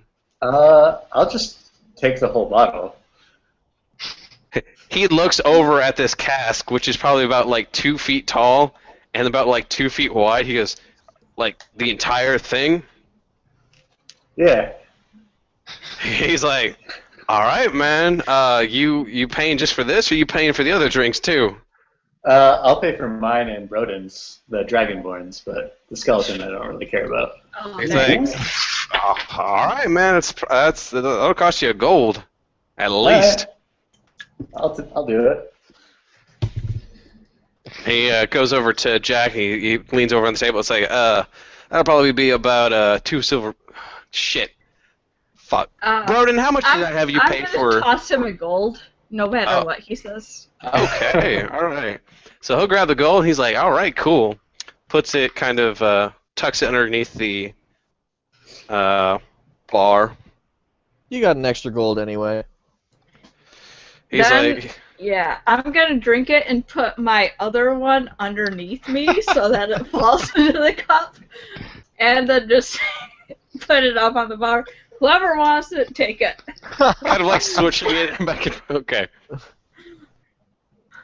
So he kind of leans over to all of you. He goes like, so what kind of craziness is with the skeleton, and what did you guys be up to? Weren't you supposed to go see about the ghost? How did that go? I took care of it. Closed You up took care of it? I think we took care of it. He's like, dude, like, I forgot you were there. I didn't tell you to bring the ghost back here. He I'm points to not Jack. a fucking ghost. I'm a skeleton. Okay. Well, were you the one scaring the children? What's going on? No, I For a second, ignore the just skeleton. close up. The ghost, we took care of the ghost. We sealed up the tomb. As long as the children don't go in there and open it up back up, it should be fine. Oh, children can go in there, just not open it up. Right, exactly. Yeah. The skeleton, kind of shady as fuck, but he seems alright. What? So What? You want to fight? I would totally fight you. The skeleton This kind is of starting seems to make some abrasive, more too. sense to me. He sort of like fills up Cassie's drink and puts another one up there. He's like, you just have another one because you guys apparently deserved it. All of these guys are with you, or? Thanks, buddy. You're great. Yeah. I'm with the Dragonborn. I am not with the skeleton. What the fuck? It's because I got the power of Uthgar. Let's take this outside, bro. Let's take this This is outside. not a time for a bro down. Did you not see me change into a bear? I will Did you destroy not you. see me kill 2 people? So, as you guys are kind of fighting and kind of debating amongst yourself about who you killed and I'm gonna what's bust going a- on, who's with who, and Uthgar and whatnot, you guys got your new. Some of you have missions, some of you don't. Some of you are inherited stuff, jewelry stuff. You guys all feel a slight tremor in the ground as the ground beneath you starts to shake. Oh, Winsky kicked in. I fall over. I think I think I might have had too much. I will roll a nature check. Yeah, you know for sure that this area is totally, without even a nature check, you can still roll it, but I got without an 18. kind of doing it, an 18, okay, without even knowing it, without even like rolling it, you realize that earthquakes probably aren't supposed to kind of pop up this suddenly around here, and as the earth kind of shakes below you, you think and you're like, yeah, this isn't even the season. This doesn't even feel natural. Like the way that an earthquake should be shaking in a certain like pattern. This just seems like the earth below you is just trying to get away from the world. Except you're also like, this feels really good, and then you like get an erection. Oh, Where is this going, Gwen? just to him coming. Like that's all that happens. In his pants. Okay, so That's even Tsukiya sweet. He's I a grab, skeleton. I grab a textbook and I put it down in front of me to hide my erection. Wait. How do you have a boner if you're nothing but bones? No, he was talking about Tsukiya. Yeah, not me. I don't have a Okay. boner. Is If I have boner a a racial boner, I slur take, for like- skeletons? A finger off of myself and stick it right there. That motherfucking boner. Fuck him. That's our word. That's our You word. use that word? That's our word. God. Alright. So this will be the end of our little adventure for tonight, leaving you on a awesome cliffhanger as Tolgar wakes up and goes, "Oh, not again, Mom!" And Tolgar wakes up from his bed. I wake up perfectly, like, I sit straight up and then, like, quietly, praise the sun. And then, God do it. yeah. But no, so you guys killed a shit ton of fucking monsters today. Yeah, that goblin. Are we level 3? That goblin fight was it was absolutely terrible. That was slaughter. That was a Oh slaughter, my and god, even, that was like, great. that was terrible. Are you kidding me? I loved it. I understand how thrifty Gate? feels. But, alright, You know so... how thrifty feels with Nika? Yeah, exactly. Nika just slaughtering people. Yeah. So... I got one That- turn and I killed somebody. I've got a demon binder. Can I bind all these demons? Can I See here. bind the raid boss and completely ruin this what was it, an anniversary episode? Yeah. Yep. He like had to make 2 demons at least, so she could only bind one. You know what? Here, Roll out with a ghost. That was pretty cool. I'm even going to go behind the scenes. So you guys are all at level 2. Oh. I So, I should be making this, let's say it was a hard difficulty because you had 4 other monsters. At a hard difficulty level, it was supposed to be 150 XP, I'm guessing for the entire party, or is it for each of you? I think I think for it's each of each. us. yeah. If that was for the entire party, then we'd get like 15, 30. 20 XP. Alright, Yeah. so I have this. Yeah. So it would be, for hard difficulty, it would be 750. If I do this, you guys were at 1,000 XP for the calculated. But what you guys actually get is, it's because the number of monsters actually multiplies the amount of XP. You guys, spread between you all, you each get 100 XP. Nice. Okay, we were those at of- 540 before, right? Yes. Okay. So wait, what's my starting XP? So So we only got 100 for all of that. Yeah, that kind Yeah. of. I think You I fucked should- up the. I think I fucked up the original calculation on that one. everybody should have 640 right now. Like, even if you started out later, don't worry Right. about it.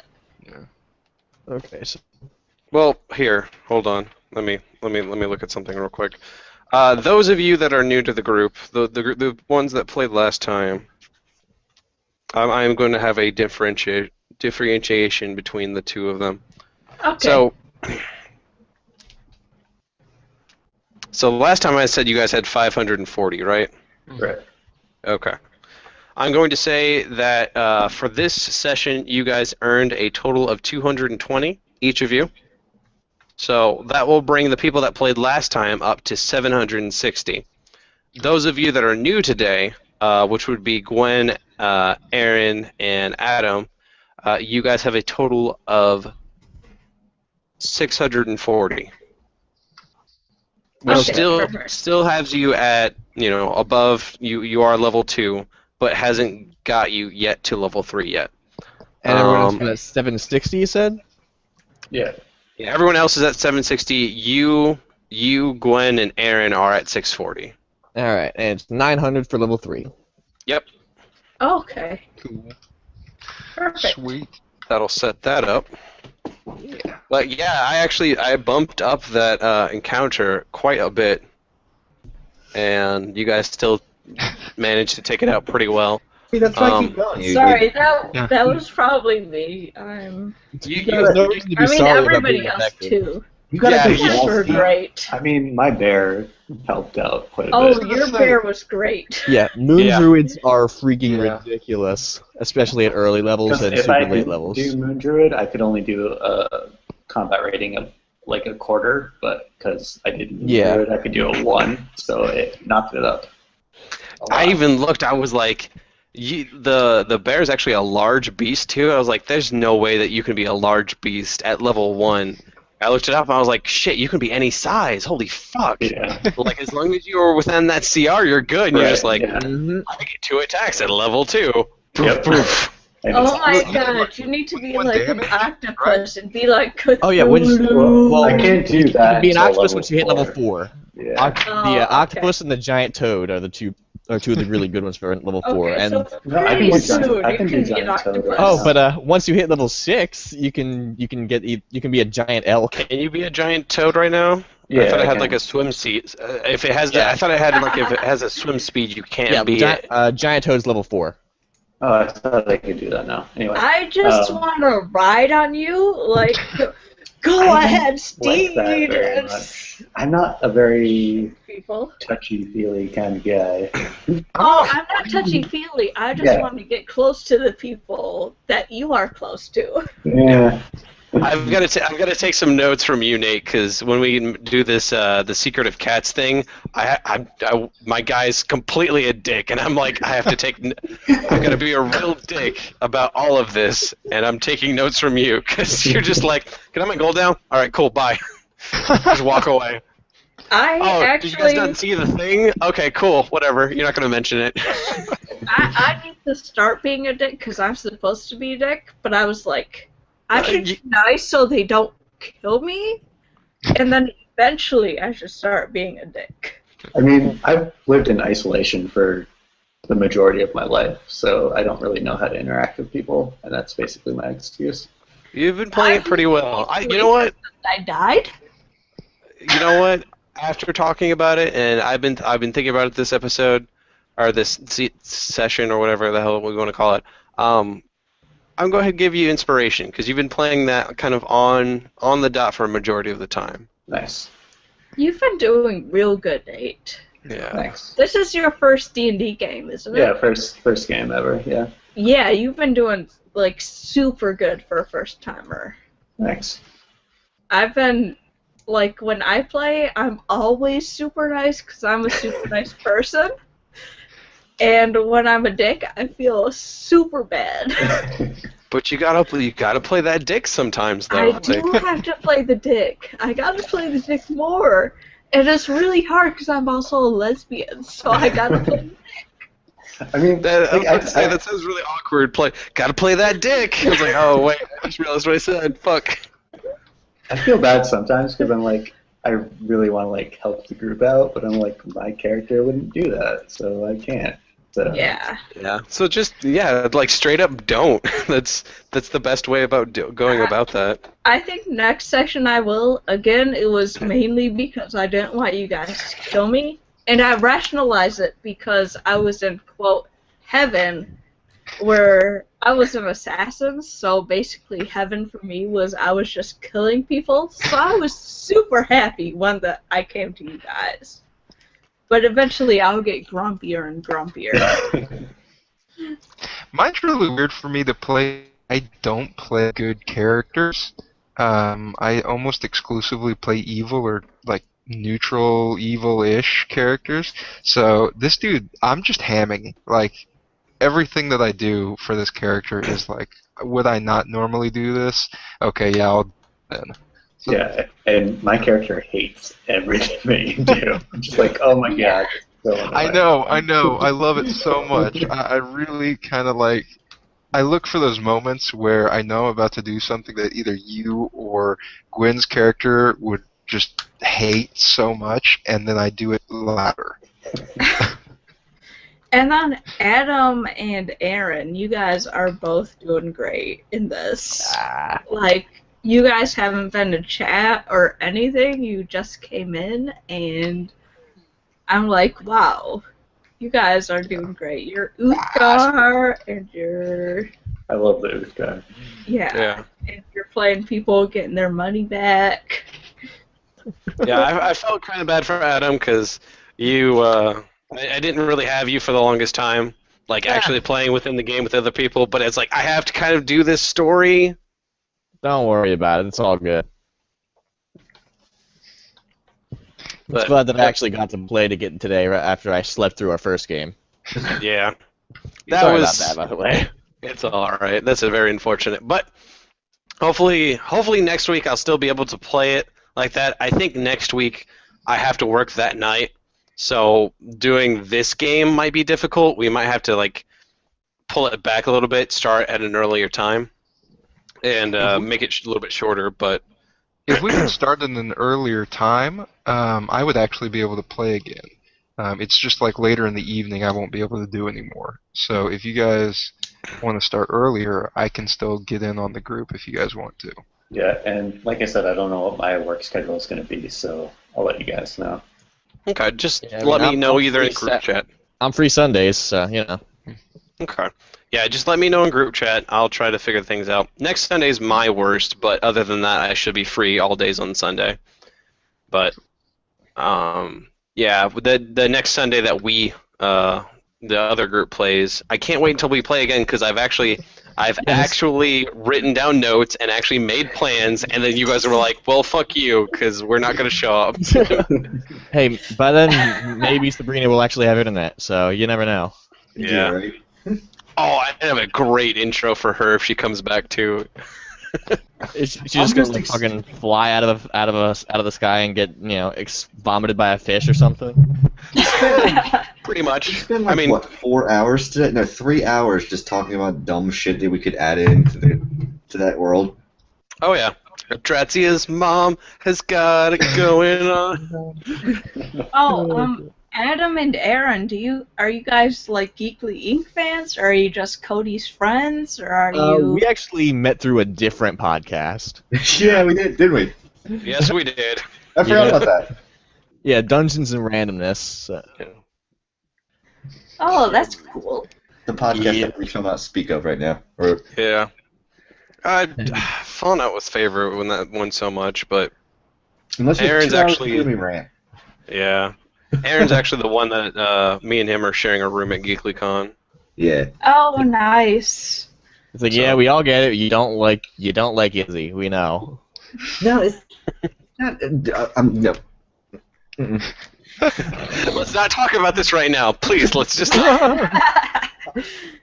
But I'm sorry for bringing it up. You started it. You started it. started this big old crazy I'm not going ass to rant. GeeklyCon anymore. You guys are gonna kill me. I still have No. to figure out.